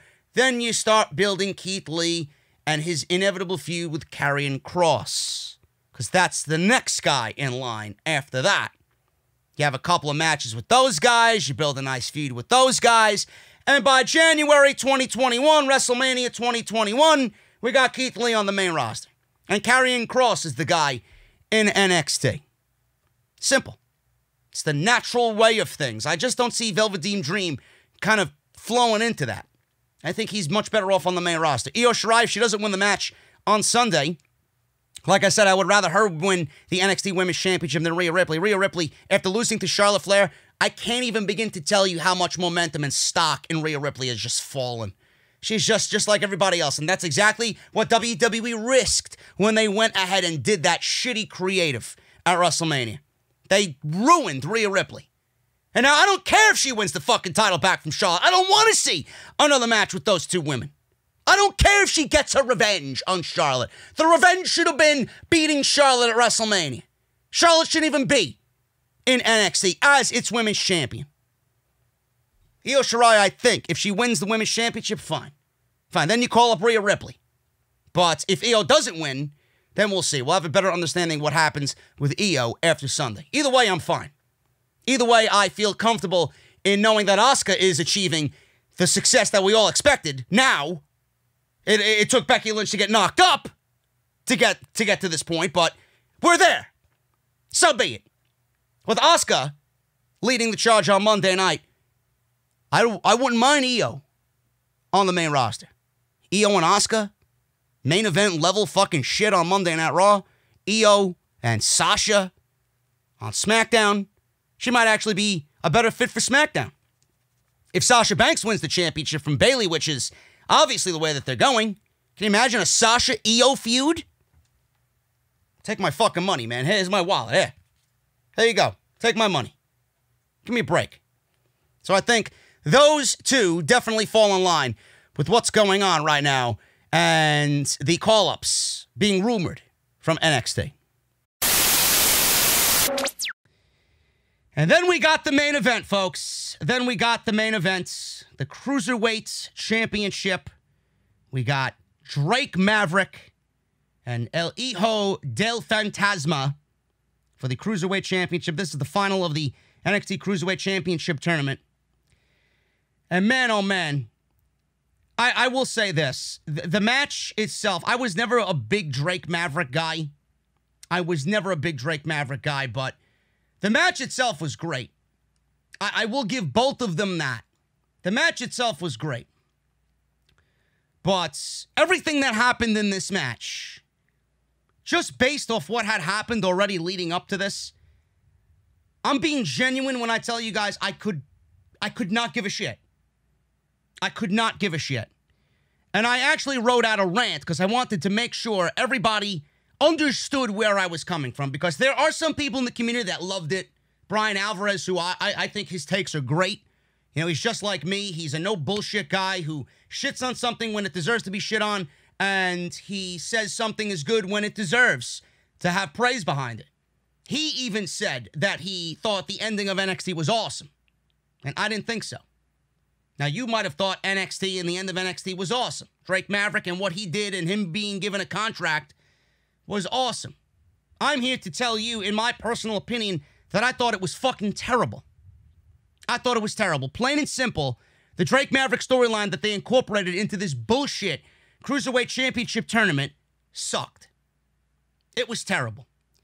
Now, before I even get my thoughts on what happened last night, I would like to say, from what I read and from what I've been told, Drake Maverick is a great human being. Stand-up guy. He seems the type of guy that will literally do anything that you ask him to do. Comedy, seriousness, you want him to piss his pants on a WWE pay-per-view, he'll go and do it, right? You want him to take Bobby Roode's fucking robe, like he's fucking Batman, his robe, and shove it down a fucking toilet and piss on it, he'll do it. He'll do it. Even though I thought it was fucking terrible, he will do anything that you ask him to do, and will do it to the best of his ability. Now, I have not come across Drake Maverick. I have not met him personally, but from what I've been told, and that was backed up by some people on Twitter during this entire thing, he's a stand-up guy. Now, I get it. This was his dream job. This was his dream job. You might have a dream job. My dream job was to work from home and just have freedom. Not working a corporate job, just being a number. Having the fucking owner or the CEO or whoever owned the business come on in and not know your fucking name. You know how many times I had to deal with that? You know how many times that made me feel like shit that the regional manager or the CEO or the guy that owned the fucking business came on in and he didn't even know your fucking name? This was his dream job. This, what I'm doing here for you guys and my aspirations in the business, that's my dream job. I get it. I get it. This is his dream job. When you have a dream job, you do anything to keep that dream job. There is nothing else you want in life. This is what he wanted. If being in WWE makes him happy, God bless Drake Maverick. I wish that upon everybody. I wish you guys all the happiness in the world. I wish you find your dream job. My opinion isn't with who Drake Maverick is or who Drake Maverick is as a performer or a human being. My issue is with creative. It's the company that employs Drake Maverick. Now, Drake Maverick was fired on what everyone in social media was calling Black Wednesday. Cuts the company made due to the CV-19 pandemic. Maverick was on that list that included Deonna Purrazzo, who was an NXT talent that is now in Impact Wrestling, Lio Rush, Rusev, Kurt Hawkins, Zack Ryder, Heath Slater, No Way Jose, and amongst countless others, including WWE personnel, people in Stamford, Connecticut that worked at the headquarters, and producers such as Kurt Angle and Shane Helms. Drake Maverick, I do believe, cut an emotional, heartfelt, real promo the day he was released because he was genuinely heartbroken over losing his dream job. That video on Twitter went viral in the IWC. I'm not the biggest fan of Drake Maverick, never have been, never will be. But man, I will tell you this, and I said it on social media, I even commented on the video. That shit made me tear up because we've all been there. You've lost a job that you love so much, and I've lost a job. I've been terminated. That I've lost a job, and I cried when I had no job. Unaware of what's to come next. The uncertainty was very scary. I cried because I was in his position once before. A lot of people felt what he was feeling in that video. Now, WWE had already announced eight participants in this round-robin tournament for the Cruiserweight Championship, one of them being Drake Maverick. He was already announced for the tournament before he was even terminated. So naturally, people were wondering what the company was going to do. The video he posted on Twitter didn't take long to go viral, and for him to receive an outpouring of support from everybody, fans and co-workers alike. So afterwards, WWE made the decision to keep him in the tournament. Of course they did.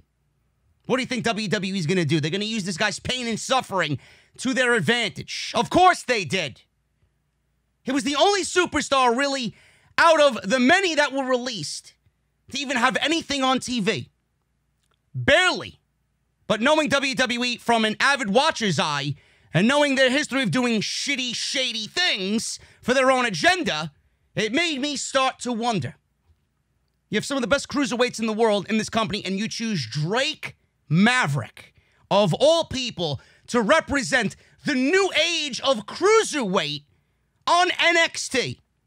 When has Drake Maverick done anything outside of being a 205 Live general manager? Has he even competed in any type of action on 205 Live in the division before this tournament? I don't think so. I haven't seen Drake Maverick do anything outside of him chasing around the fucking 24/7 title and R-Truth on Monday night. Soon after it came out, he was still competing in the tournament. That video he released really felt disingenuous to me. So knowing that he was in the tournament, I'm like, I can't take this fucking video seriously anymore. I knew WWE was up to the typical bullshit they always put themselves in for their own personal gain. I truly hope that video, that moment, was real, and he thought that he was actually let go, and this is not a typical wrestling quote-unquote work. Maybe we all got played, and it goes into the box of he will do anything for the company because he loves what he does and loves his bosses and loves the WWE so much, and he was never fired. And it was an angle from the beginning, which in that case, they faked a fucking firing amongst over 100 real-life firings, making the entire situation that much worse. The tournament itself was a complete fucking afterthought. Jake Atlas, Isaiah Swerve Scott, Akira Tozawa, Tony Nese, Kushida, of all people. You have some incredible talent in this tournament. You placed Drake Maverick in the middle of this tournament, presented it as a big deal. Most of the matches ended up being 3-minute affairs on NXT TV every Wednesday, making the tournament itself, just by that aspect, feel fucking less important. It made the division feel less important. I felt like I was watching a cruiserweight fucking match on Monday night. Never mind NXT, where they actually are brought to the show to wrestle.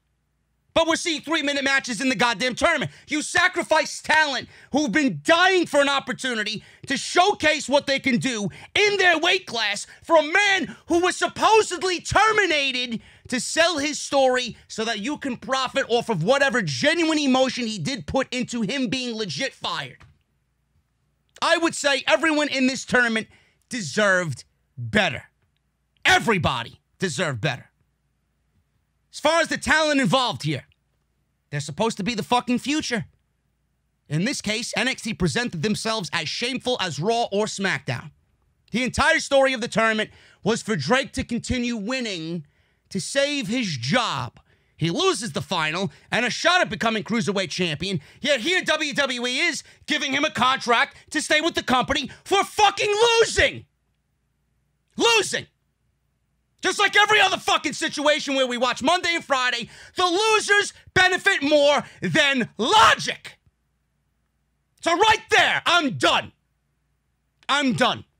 They gave him a contract for losing, undermining the entire story of the entire tournament. He wins, he keeps his job. He loses, he goes home. It's very simple. It's very simple. Not only did they undermine the entire story of the tournament, this disingenuous moment actually took away from the moment in you crowning a new Cruiserweight Champion, which should have been the most important aspect of this entire fucking thing. The match with Phantasma was good. It was good. The ending made me fucking ill. And for the first time in a long time, I rolled my eyes at something NXT did, and I am an NXT fucking shill. I never roll my eyes at anything NXT does. First of all, from a creative standpoint, since you already committed yourself to this bullshit narrative, why didn't you drag the emotional aspect of him being fired out a little bit further? With the masked luchadors involved in this Phantasma gimmick that have been running all over NXT kidnapping people, I personally feel there was no better time than to turn him heel and reveal himself as a heel and break Drake Maverick's heart after shaking his fucking hand and offering this guy a fair match to save his job. Taking this opportunity away from him by cheating. Now none of that matters because he was given his job back at the end of the show. Sign him again on TV when things become a little bit more emotional as the weeks go on. Let that emotion play out first. WWE does anything with the emotion? Oh my God, that'd be a first. You can brag about how important the tournament is all you want. Triple H is saying this is a new wave of cruiserweights and how important the tournament and the championship was. The title is important. The tournament is important. Yes, I get it. It didn't seem that way with all of this bullshit with Drake Maverick and the tournament that you presented to us.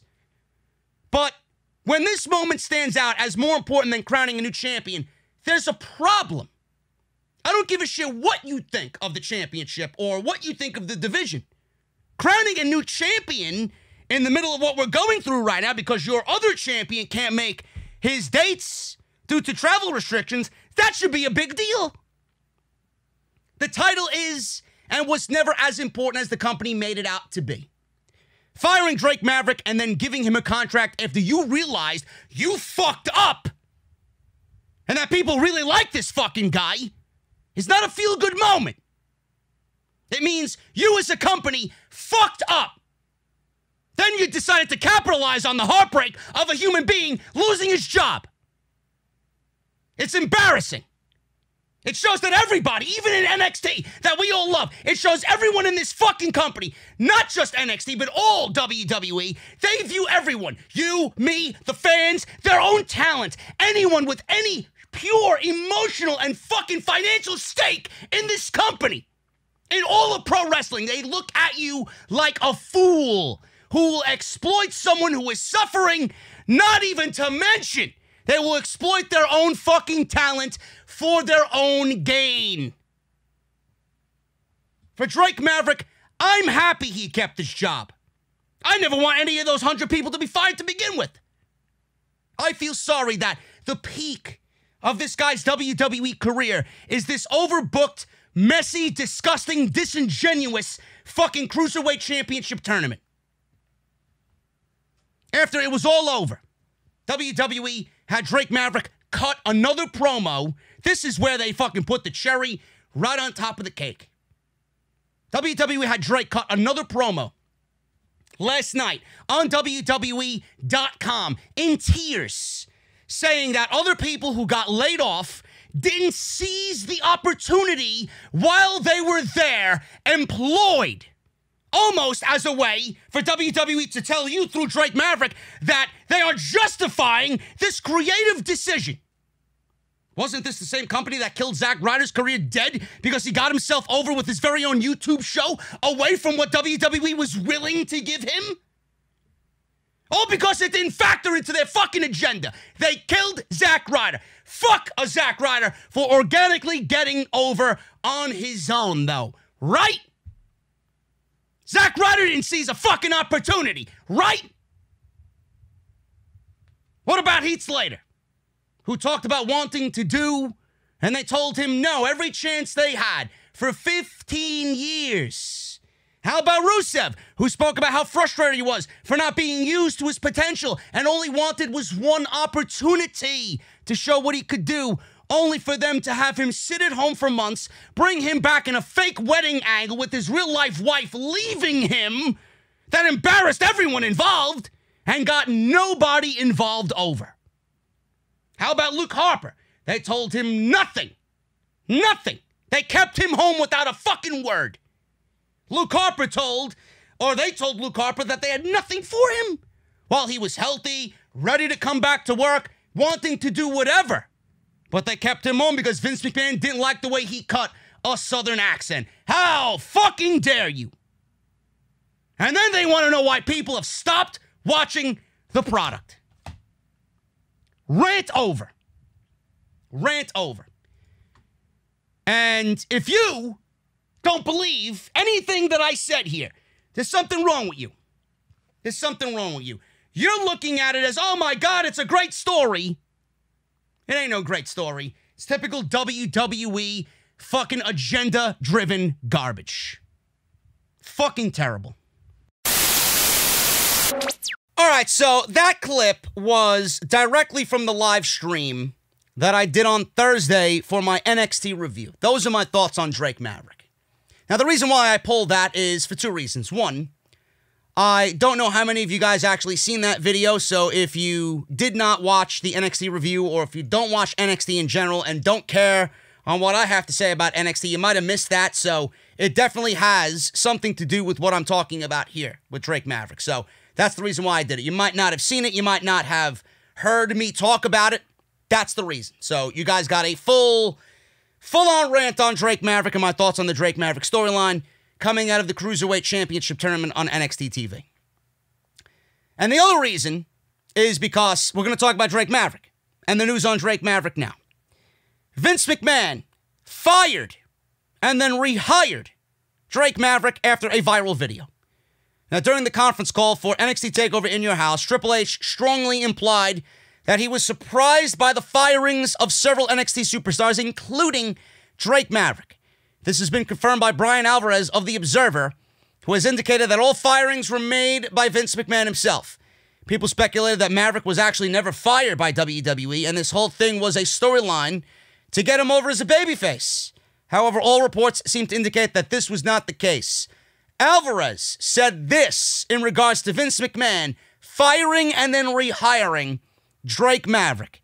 And I quote, "Every one of the people who got fired was a Vince McMahon call. I'm pretty confident because I've been told this from people, that people got released, that if Hunter had his way, would have not been released.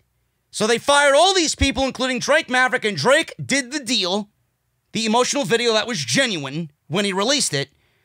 This means Vince seen the video, seen that it went viral, and said, 'Look at this guy, pal. Hire him back.' Everything was a Vince McMahon call. The firing and rehiring of Drake was a Vince McMahon call." Now, many people, including myself, have found this to be incredibly sad and pathetic, including a former WWE NXT Cruiserweight Champion himself, Leo Rush, who said on the same day that he won, or he got the contract given to him anyway, even though he lost, that it was sad. And then it kind of shit all over the other firings and all the other releases that happened that same day. And the fact that he got his job back was just wrong when you look at everybody else that still is unemployed. Now, I don't know what else I could tell you about how I feel about it. I just wanted to give you some solid, concrete information as to why Drake Maverick was fired. He was indeed fired. And then he was indeed rehired by Vince McMahon. The video was genuine. The video went viral. Vince seen it. And if it's accumulating that much attention and gaining that much traction on social media, which WWE looks at as a big deal in terms of business for themselves, they think somehow whatever happens on Twitter or on YouTube is going to translate to views on Raw, SmackDown, or NXT, and that is not the case. All WWE did was give themselves the Cruiserweight Championship, the entire tournament, and Drake Maverick, NXT included, which fucking pains me to say, a bad name. They should be ashamed of themselves. And it's ending up the same thing with Jeff Hardy. If WWE continue, and I've been one of those very few people that said, you know, it's not that big of a deal yet. But they're exploiting Jeff Hardy, just like they exploited the genuine emotion, the real life termination of someone who fucking was upset about losing his job, legitimately. WWE will stoop to no lows, to no end, to exploit their own, for their own personal gain. And that's what I wanted to really show you guys from the NXT live stream on Thursday. I don't want to talk about this situation anymore, man. I think I said it well. And if you don't agree with what I said, there's no way you could really refute anything I said in that video. That's how I felt. It came from the heart. And I actually had to write all that shit down because I wanted to make sure I got all my fucking points across for you guys, because there are people who say, oh, you're just negative and he's nothing but a negative asshole, you know.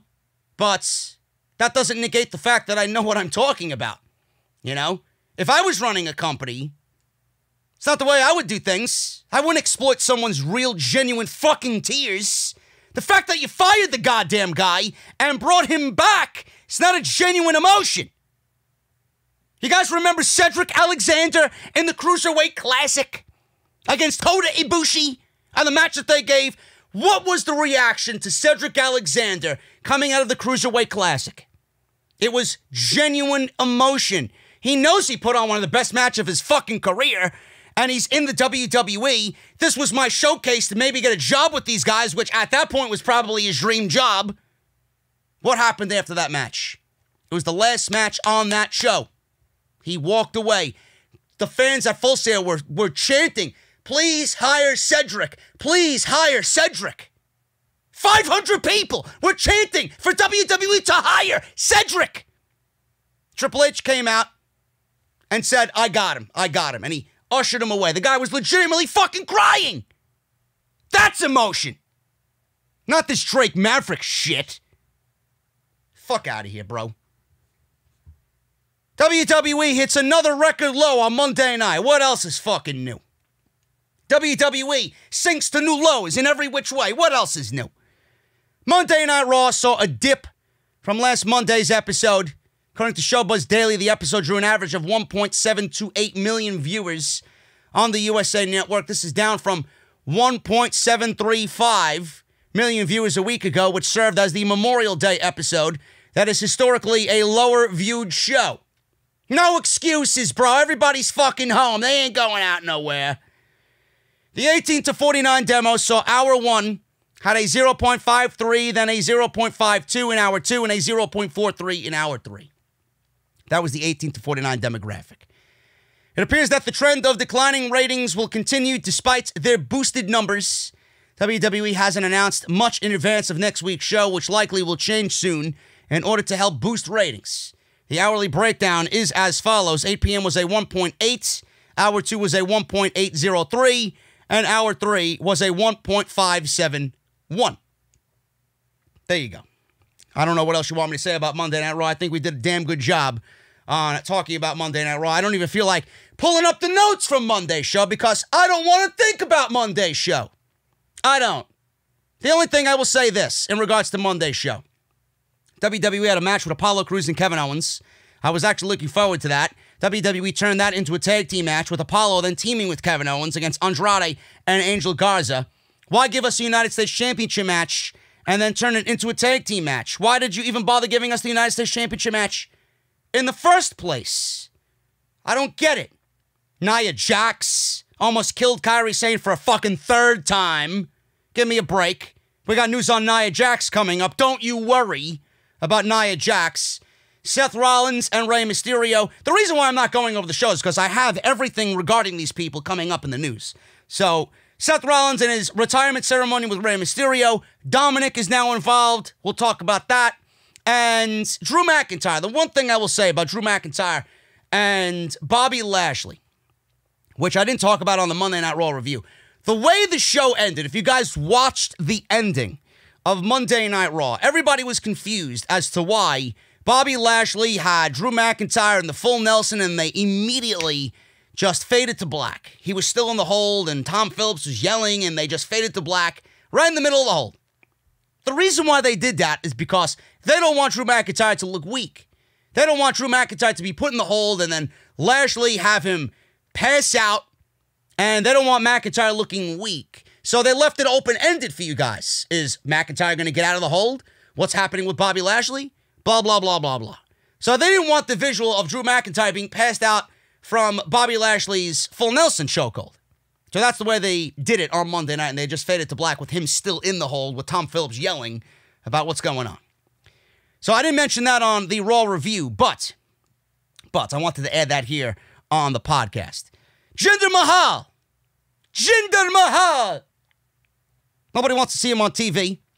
Nobody even wants him in the WWE, period. We got our wish. I don't know what happened, but I'm assuming he was in the ring with Nia Jax. Maybe she dropped a big leg on him. I don't know. But Jinder Mahal undergoes knee surgery.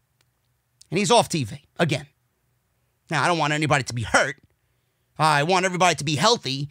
But, I mean, if this is going to keep Jinder Mahal away from the WWE Championship title picture and Drew McIntyre for the rest of the summer, man, oh man, this is a blessing in disguise. He didn't do anything. He had one job match on Monday Night Raw. Hurt.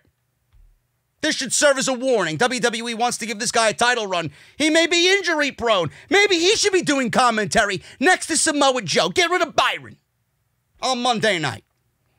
Jinder Mahal undergoes knee surgery. Unfortunately, Jinder Mahal is out of surgery, or he's out of action once again, because of surgery. The former WWE champion took to his official Instagram account on Friday to announce that he underwent surgery in Birmingham, Alabama at Andrews Sports Medicine and Orthopedic Center to fix issues with his knee. As of this writing, there's no word yet on how long he will be out of action or the severity of the knee issues. But he wrote the following on the Instagram post, and I quote, "Unfortunately, I had to go under the knife again to fix some knee issues. The journey has hit a speed bump, but I will be back stronger than ever." End quote. Mahal just had returned to in-ring action on April 27th when he beat Akira Tozawa in a singles match. He hasn't wrestled since May 22nd. Before this latest setback, he's been out of in-ring competition since June of last year. At the time, he suffered a knee injury that forced him to undergo surgery and kept him on the sidelines for several months.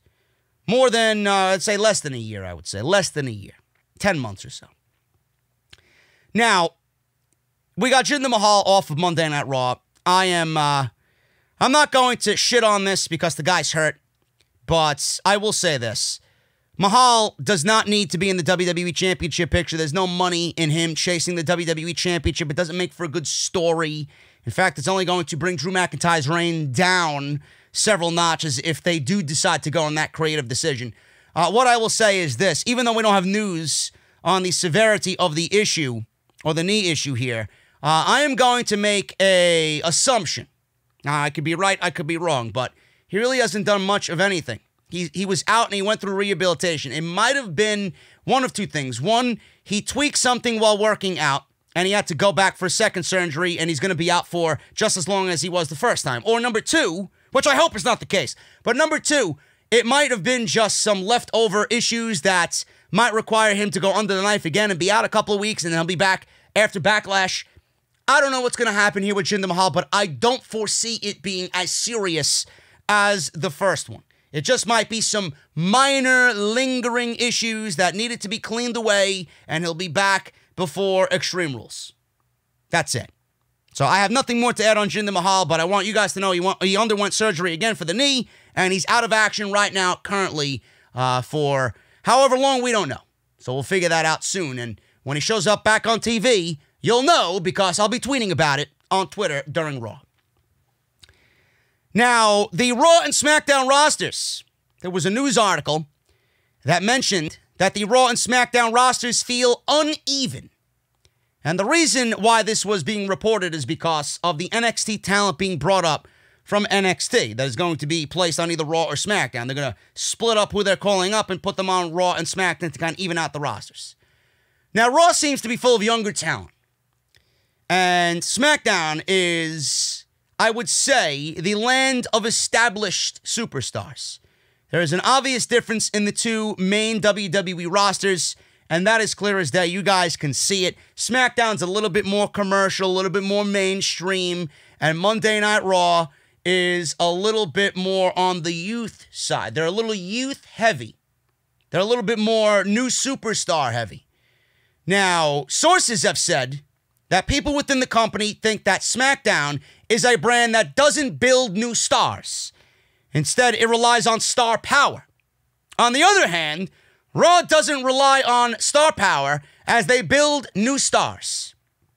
Matt Riddle's arrival on SmackDown does give SmackDown the opportunity to build Matt Riddle as a top star, and there are reports that they are still deciding on what to do with him upon his debut.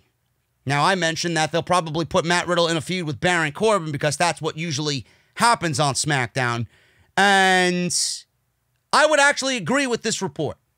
Now, this was the same way that SmackDown was in 2016. SmackDown is what Monday Night Raw was back in 2016. Monday Night Raw was on the USA Network. Monday Night Raw was the A show. And they needed top-level superstars with a dash of youth. SmackDown in 2016 was the much better show, as we all know, and they relied on youth. They described it. I remember reading a report, And they said SmackDown was like the incubation process. They were where all the eggs were in the incubation process. And when they hatched and became superstars or bigger superstars, then they would be moved over to Monday Night Raw. It was used in a ladder-like way. NXT, SmackDown, and then Monday Night Raw. All the bigger guys would end up on Monday Night Raw, and SmackDown would be a show full of youth. And then NXT at the time was clearly the developmental. Now, it's the opposite. SmackDown is the A show, and they have this vibe of everybody needs to be there because they're on Fox, but the ratings don't show it. And Monday Night Raw, just looking at the roster, you got the Street Profits, the Viking Raiders, you got Aleister Black, Garza, Andrade, Ricochet, Apollo, right? Buddy Murphy, Austin Theory, so on and so forth over there. Cedric Alexander, guys like that. Humberto Carrillo, guys like that. They are now the incubation for WWE talent. The incubation process is on Monday Night Raw, whereas Monday Night Raw back in 2016 was the land that SmackDown currently is now. I don't mind that. But I can tell you this.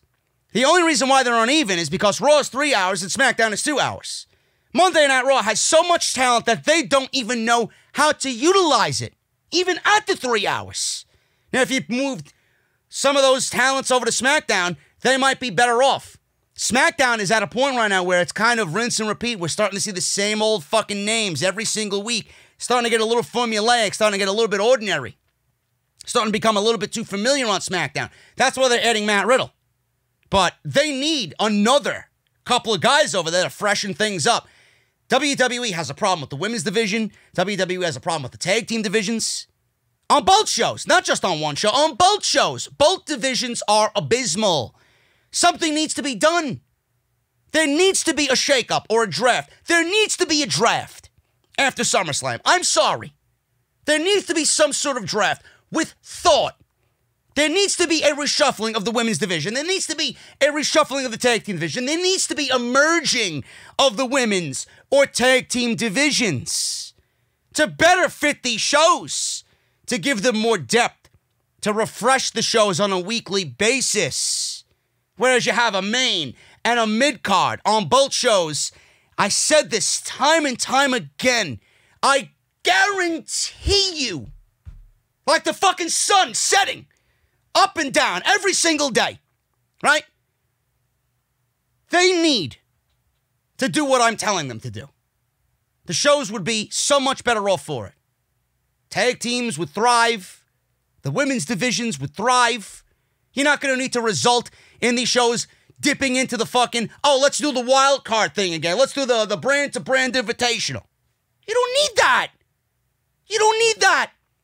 If you got guys at the top of the card and you got the women's and tag team divisions spread out on these shows like I told you they should be doing, then nothing would be out of place. There would not be an uneven roster on Raw and SmackDown. And then everybody would be happy. Everybody would be getting opportunity. SmackDown is not the land of opportunity anymore. Monday Night Raw is the land of opportunity. Even when they say Raw is the land of opportunity, it doesn't end up being the land of opportunity because nobody has come out of Raw looking like a superstar. So when they say Raw is the land of opportunity now, no one is any better off. Nobody. And SmackDown, how many superstars has SmackDown created since their move to Fox? I can't name one. And Monday Night Raw and SmackDown, they're pretty much neck and neck as far as generating the worst ratings ever. So really, what does the report here even matter? SmackDown doesn't build stars, relies on star power. Obviously, the star power is not enough to get them to the ratings where they need to be. And Monday Night Raw, the reason people aren't watching is because there's no investment. WWE isn't investing in their talent, and the people watching at home aren't investing in WWE because of their sheer stupidity and negligence. This is not rocket science, folks. It's not going to take a month or 2 months. It's not going to be, next week Monday Night Raw can change the rosters and things will be right back to being better. No. It starts at the top. Whoever's in power needs to be removed. And then it's going to be a long cleaning process. It's going to be years before we get this shit back to where it needs to be. Every aspect of what they're doing now needs to be altered. Everything. From rosters to shows to presentation to commentary to pay-per-view. Everything needs to change. Anonymous WWE Superstar. Anonymous WWE Superstar texts Bryan Alvarez. Says Nia Jax should be fired. I don't know who this person is, but man, oh man, I would gladly buy them drinks all night. Whoever this is, I swear to God, if you're listening to me, bro, you deserve you deserve a Nobel Peace Prize, bro. Honestly. This is a good Samaritan. This is a good human being. Right here. Whoever this anonymous WWE Superstar is. When the news broke several days ago about Kairi Sane being busted open during Raw, the word was that someone who saw what happened said that it did not look to be Nia Jax's fault.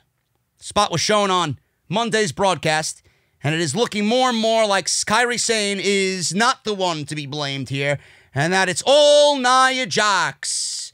Sane was too close to the steps when she was shoved into the steel steps, and it appears that Nia Jax shoved her too hard because Sane, obviously, as you've seen on Raw, ended up being busted open. She went headfirst into the steel steps. You didn't see the severity of it because WWE heavily edited the spot. But we all seen what happened as Kairi Sane took to social media and posted a picture of her forehead, which did not look good. It fucking sucked.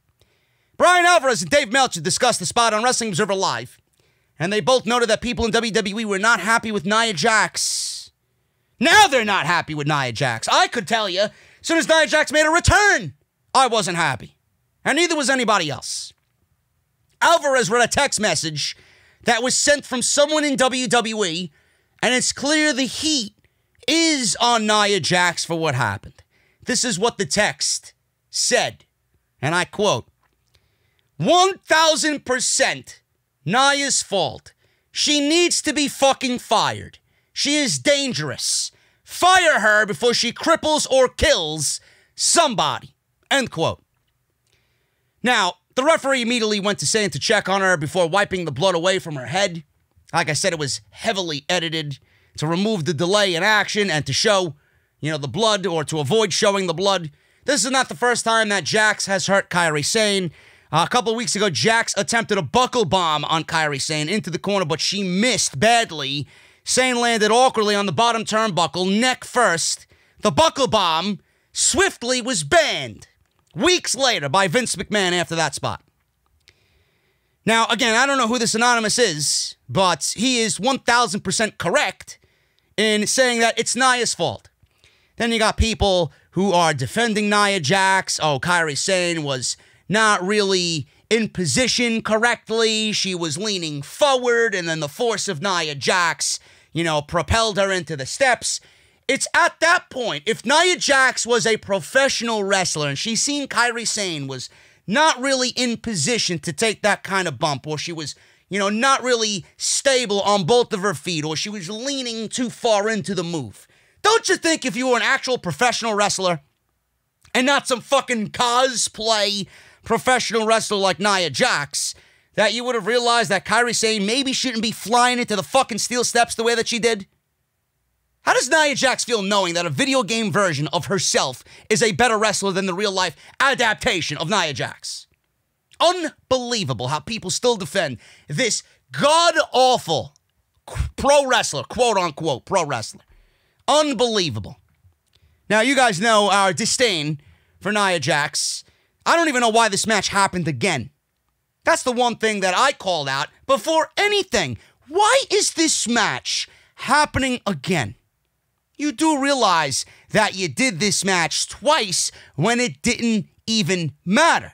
Now that Nia Jax and Asuka are going into the pay-per-view to battle for the Raw Women's Championship, now you want to give me Kairi Sane versus Nia Jax? Why didn't you just save the first time for this Monday Night Raw? Instead, you gave it to us twice when it didn't matter. How is this third time going to matter? Since you did it the first two times already. I don't understand the logic there. Nia Jax is a fucking absolutely terrible pro wrestler. How this woman is even in pro wrestling, never mind a championship match, in pro wrestling, is beyond me. Stick to the E! Network and stick to being a total diva. There's no reason why you need to be on my television Monday night pretending to be a pro wrestler when you don't even know how to be a pro wrestler. Now, Nia Jax actually came under fire for a very insensitive promo she cut on Monday Night Raw. I didn't even find this to be all that bad, to be honest with you. I really didn't. The fact that Kairi Sane got her fucking head blasted into the steel steps, everybody's worried about what she said via a promo. This week on Raw, Nia Jax went one-on-one with Kairi Sane. We all know what happened there. Now, while Nia Jax is reckless in the ring, we all know this, there was one spot in the night where she cut a promo on Asuka and Kairi Sane. She cut a promo on the Kabuki Warriors. And she says this: "Don't believe the hype. They aren't what they say they are. The besties and bright colors and me Japanese. It's all smoke and mirrors." This is just people complaining to complain on social media. I didn't even find that to be all that bad. I really didn't. The fact that Kairi Sane got her head blasted on the steel steps, people are worried about this? Give me a break. All the more reason why Nia Jax doesn't belong on Monday night or Friday night or any night for that matter. Seriously. Speaking on Busted Open Radio, Busted Shill Radio, we got Nia Jax and Apollo Crews being talked about by Bully Ray and Mark Henry.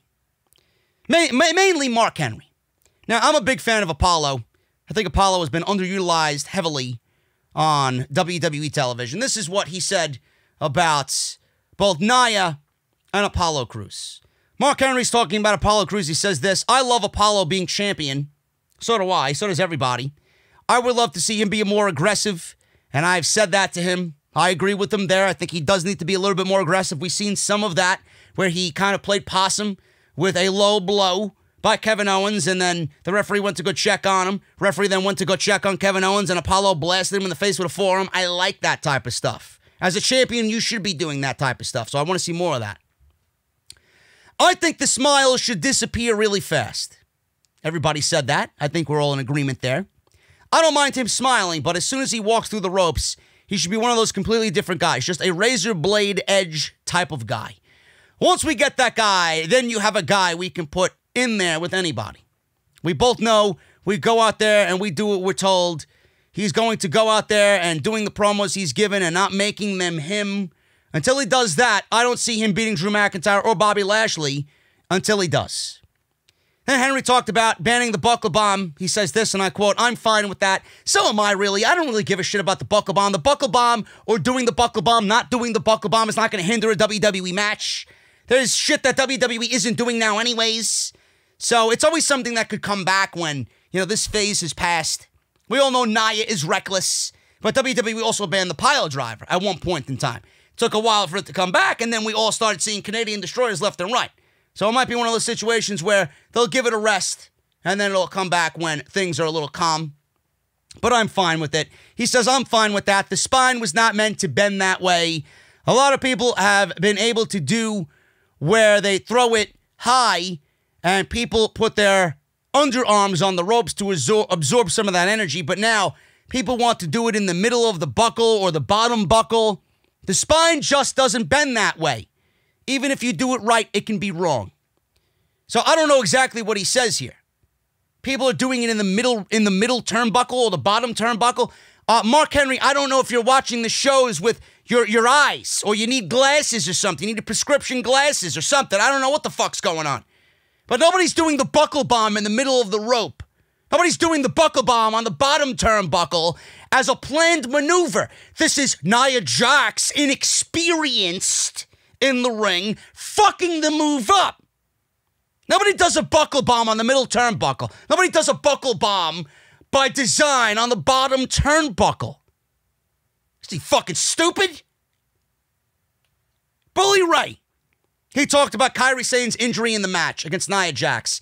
And this is where I said there were people out there that defended Nia because they are WWE shills through and through.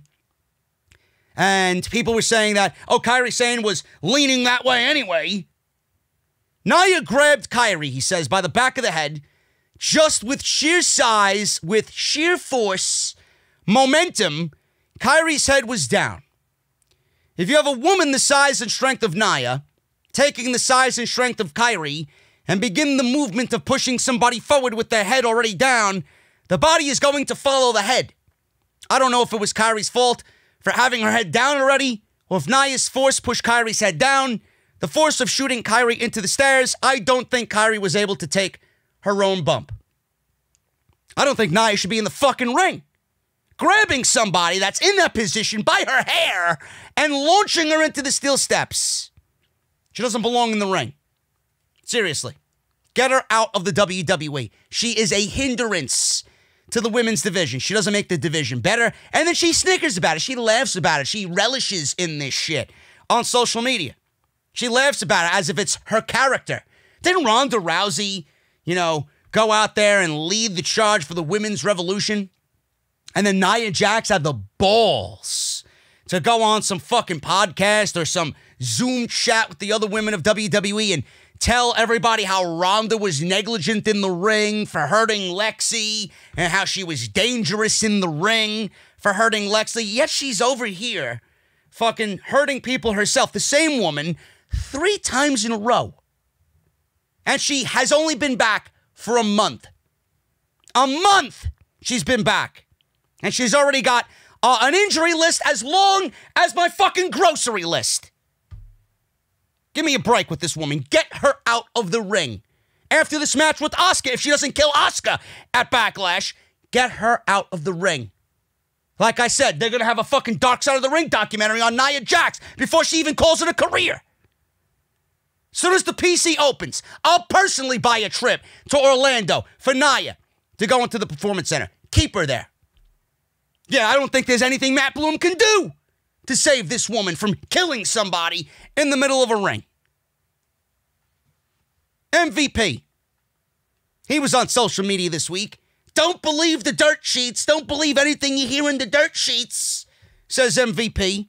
Okay. Just like everybody else. Shitting on the dirt sheets, shitting on those who report the news. You do your job, we'll do ours. Stay in your lane. Pro wrestlers want to say, oh, you don't have the goal to get in the ring and do it yourself. If you're not in the business, then you shouldn't be talking about it. Shit like that. Oh, because I'm not a pro wrestler, I can't talk about pro wrestling. I can't give my opinion on pro wrestling because I'm not myself a pro wrestler, right?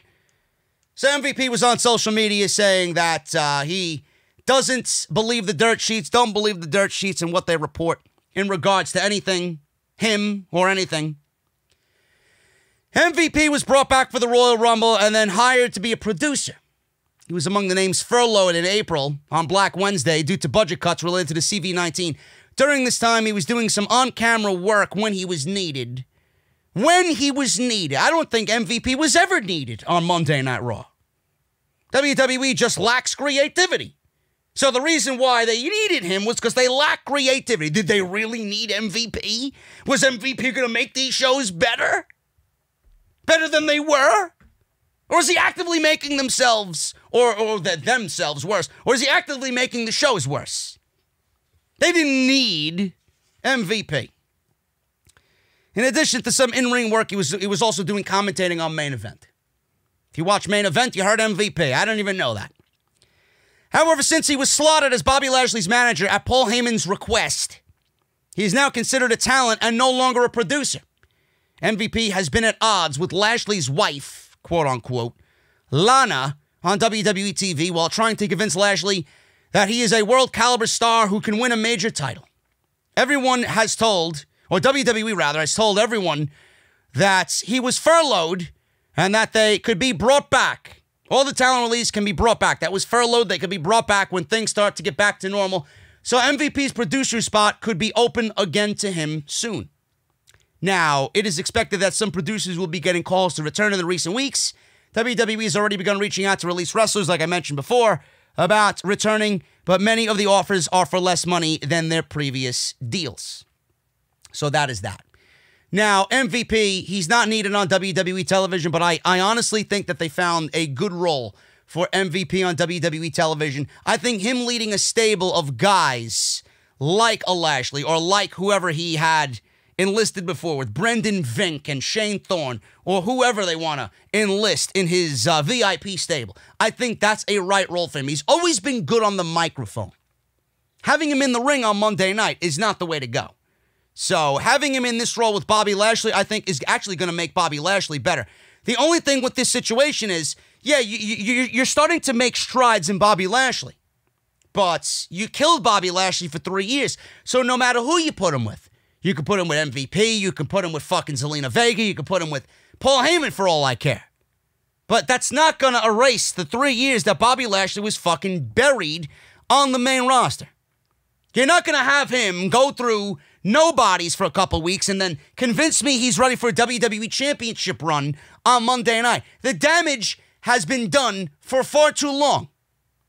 The more you kill somebody that consistently, when it comes time for you to want to push them legitimately, nobody's going to look at them legitimately. And that's the way I look at Bobby Lashley. Now, Bobby Lashley versus Drew McIntyre is the WWE Pro. It's not even the top program on the show. It's the WWE program. Seth Rollins and Rey Mysterio is the top program on Monday night. Bobby Lashley versus Drew McIntyre could be a 3-month-long feud. Now, Drew McIntyre is the WWE champion. He will defend the WWE title against Bobby Lashley at Backlash on June 14th. That title reign may not last past this summer. Let me repeat that. The title reign may not last past the summer. You want to kill Drew McIntyre's reign already. For what? For what? For Bobby Lashley? For Jinder Mahal? Now, it was noted in the Observer newsletter. The reason why Bobby Lashley has MVP as his manager is that Paul Heyman wanted to give him a mouthpiece for a title run. WWE has been pulling away from the Lashley and Lana storyline and pushing Lashley as a serious wrestler, with his goal being that he wants to win a major title. This would indicate that a title change is coming. It doesn't necessarily have to be at Backlash. Now, sources have stated that Lashley and McIntyre will feud beyond Backlash into the July Extreme Rules pay-per-view and possibly into a stipulation match at SummerSlam. So there is plenty of time to put the title on Lashley if that is the direction. Another thing to take note is that Lashley has been wanting a match with Brock Lesnar for this year, and Lesnar is expected back in time for SummerSlam. Now, I don't really understand the talk of Bobby Lashley winning the WWE Championship. That would absolutely be one of the worst creative decisions that WWE has ever gone out there and produced. Now, can you imagine? Can you imagine? Drew McIntyre dropping the title at a fucking Extreme Rules pay-per-view. This is the guy that won the title in front of nobody at WrestleMania. For the first time in his fucking life at WrestleMania. Beyond his control, but won the title in front of nobody.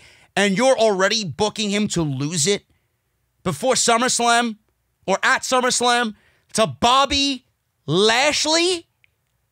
Can you imagine the WWE takes the title off of McIntyre, puts it on Lashley, only to put it back on Brock Lesnar at SummerSlam in a match between Lashley and Lesnar? That would be terrible. That would be absolutely god-fucking-awful. Now, the match itself might be interesting. A match with Lashley and Lesnar can happen without the championship. Why do you need Bobby Lashley in title contention? Why? Or a championship run with Bobby Lashley? Why? Now, I stated this, and I was very, very stern with my thought process on Drew McIntyre. I told you guys that if you want to build Drew McIntyre up as the legitimate face, and I even made a video on this, talked about it then, off the script. Drew McIntyre is being looked at as the new Roman Reigns on Monday Night Raw. This is Vince McMahon's new top guy. He's the new top dog. He's the new big dog in WWE. You already want to take the title off of him for this? Meanwhile, the way to build Drew McIntyre up, to get to that point, to be labeled as a top guy, is to have him run through guys like a Seth Rollins, run through a Bobby Lashley, run through a Lesnar, run through a Big Show, which happened at WrestleMania. Happened at WrestleMania, whether you want to believe it or not. It was at WrestleMania. Run through a Lashley, run through a Mahal, and anybody else that they want to put in front of him on Monday night. As soon as you take that title off of Drew McIntyre, his momentum is done. His momentum is done. The story is McIntyre slaying all competition on Monday night. I don't understand the logic with these fucking cretins in WWE. It's almost as if they don't give a shit about creating new stars. You want to create a new star? This is simple. Drew McIntyre has a year-long title reign. One title reign with many fucking victories is better than 2 or 3 title reigns where he drops the title once or twice to people that don't deserve the championship, only for you to give it right back to him. So he's got to start all over again. How does that work? That doesn't work at all. McIntyre needs to retain against everybody. And why are you taking the title off of Drew McIntyre? The only thing that I could possibly think of is the fact that WWE Raw, Monday Night Raw, is accumulating the lowest ratings in the history of the show. But is that Drew McIntyre's fault? Or is that your fault? Is that creative's fault?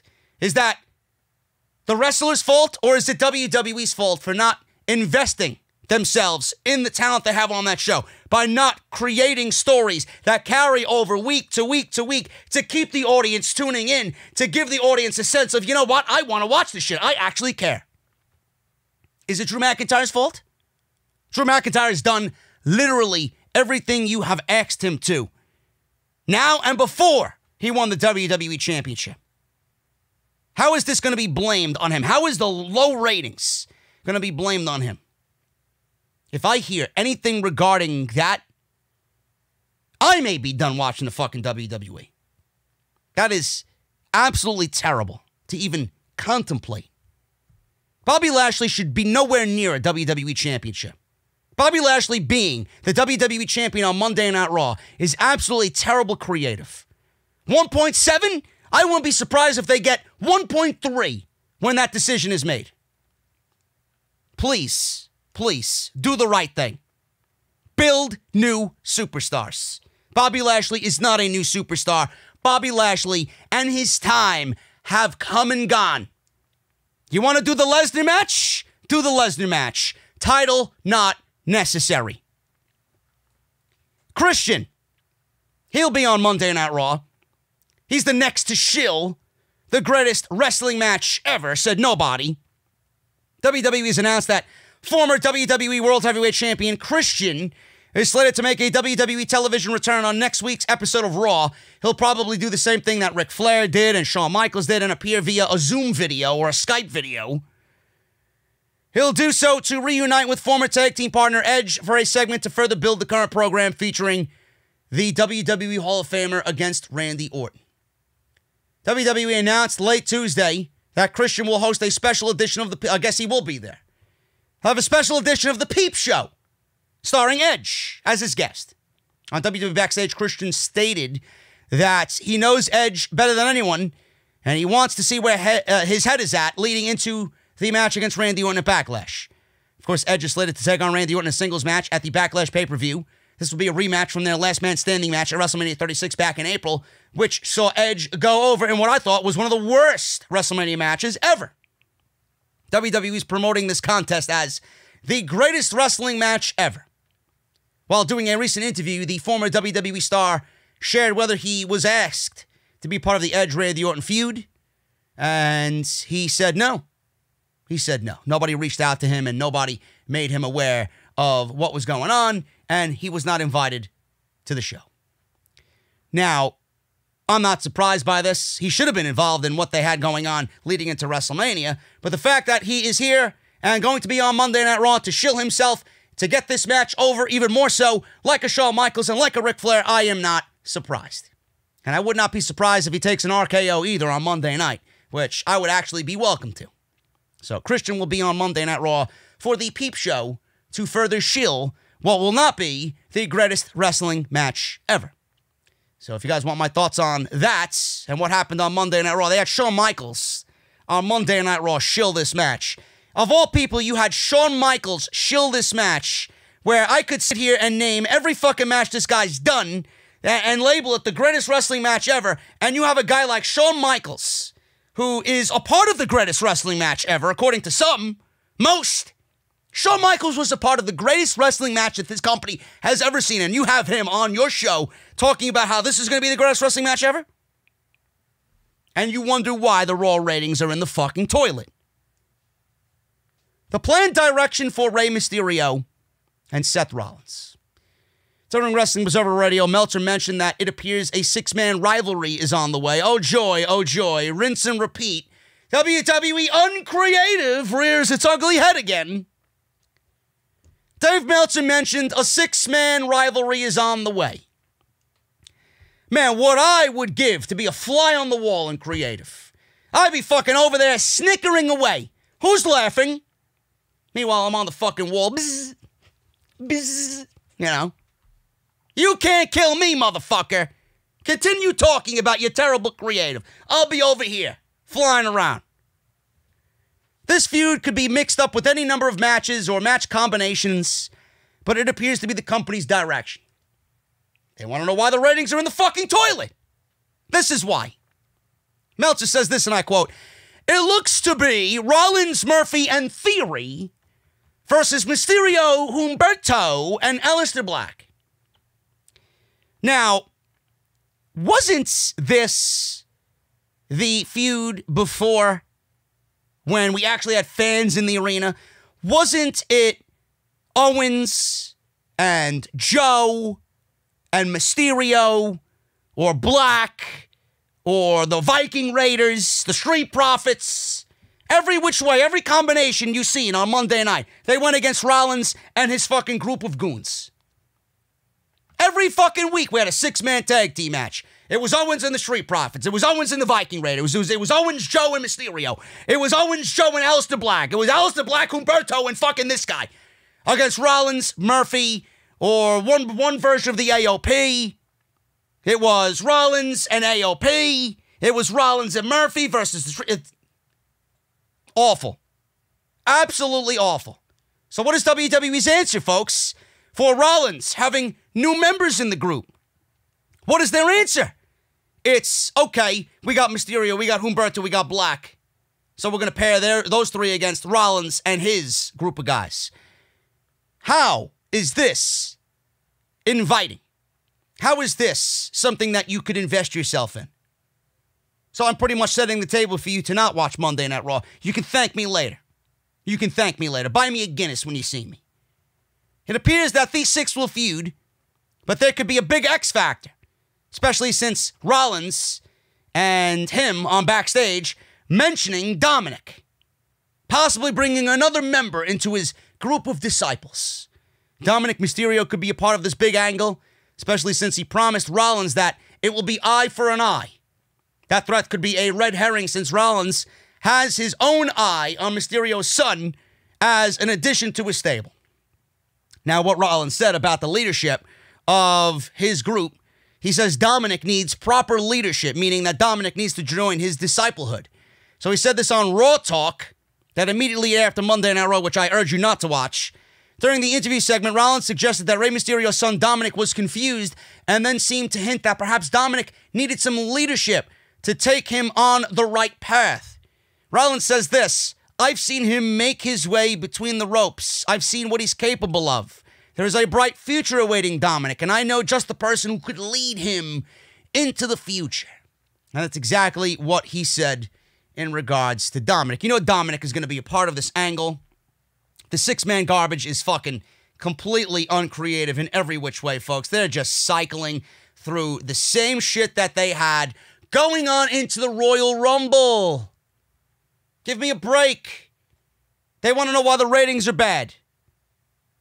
Doesn't take fucking rocket science to figure that one out. But with Dominik can be a crucial part in Seth Rollins being the biggest heel in the company. I don't know how they go about it. I don't know if they have him turn on his father or it's a manipulative tactic in which Rollins kind of enlists Dominik and sways him away in that way. Or Dominik could stand up and fight for his father's honor against Rollins, but there's a stipulation to it. If Dominik loses, then he joins the disciplehood. Rollins can say, you know what, I will engage you in this offer. If you lose, you join me and do whatever I have to do, whatever I say. Right? You become one of us, and I will give you the proper way of life. And Rey Mysterio obviously will have an issue with this, being that his son, is going to fight for him. He doesn't want him to fight. He loses anyway, so it's going to be Rey fighting to get his son away from Seth Rollins, and then you can build vignettes and you can build story with Dominik doing what Rollins asks, even though he doesn't want to. Something along those lines. And then you can build towards a Rollins-Mysterio match at SummerSlam for Dominik. And if Rey wins, he frees Dominik from the clutches of Seth Rollins. Something along those lines. We did something similar like that in House of Glory with the Amazing Red and Anthony Gangone, and Anthony Gangone taking one of Red's children and using them as hostage. And if Red wanted a match with Gangone, something to do with his daughter, and when Red loses, he joins the group of Anthony Gangone. Something similar, very similar to what we did in House of Glory. And then when Red was under the control of Anthony Gangone, he would do whatever Anthony Gangone said. So something very similar to that. But, we could probably do it a little bit better here with WWE, with Rollins and Mysterio and Dominik. So I would love to see that manipulative side of things come out, really put Dominik in a situation where he's fighting for his father's honor, and then he joins Rollins' group anyway, and it really just turns into this really sadistic and just ritualistic type of shit where Rey Mysterio has to now fight for Dominik and get him out of the clutches of the evil Seth Rollins. I think it would be great. I really would think it's great. I don't know where they're going, but that six-man shit, spare us. Nobody wants to see that shit. We've already seen Rollins and Humberto. We've already seen Mysterio and fucking Murphy. We already seen Black and Rollins. None of these matches, in any which way, 1-on-1, 2-on-2, 3-on-3, it's not going to matter. They're not going to be important. WWE has run the gauntlet on these matches already. None of it's going to matter. Just give me the Mysterio and Rollins stuff with Dominik involved and leave everybody else out. I'm getting out of here. Thank you guys so very much for all your support. If you enjoyed the video, hit that thumbs up and hit that subscribe button down below. Follow on social media at JD from NY206 on Twitter and Instagram. Make sure you guys check out all the other videos that you might have missed on the channel. Off the Script Part 1 and SmackDown on Friday, and then everything else during the week. Raw, Dynamite, NXT, you name it. It's down below in the description of this video. Patreon.com/JD from NY206. And again, please hit that thumbs up. I would greatly appreciate it. As always, helps out the video in the YouTube search. And if you guys want some good craft beer, Tavour has got you covered, man. Check the link in the description and use code SCRIPT at checkout to save $10 off $25 or more. Guys, I will see you right back here with brand new content for a brand new week on Monday, starting with Monday Night Raw as we build on the go-home show to Backlash on June 14th. And I'll be live tomorrow night for NXT Takeover in your house, the official review right here on Off the Script. Until then, guys, I'll see you back here tomorrow, and we'll cover NXT Takeover in your house. See you guys later.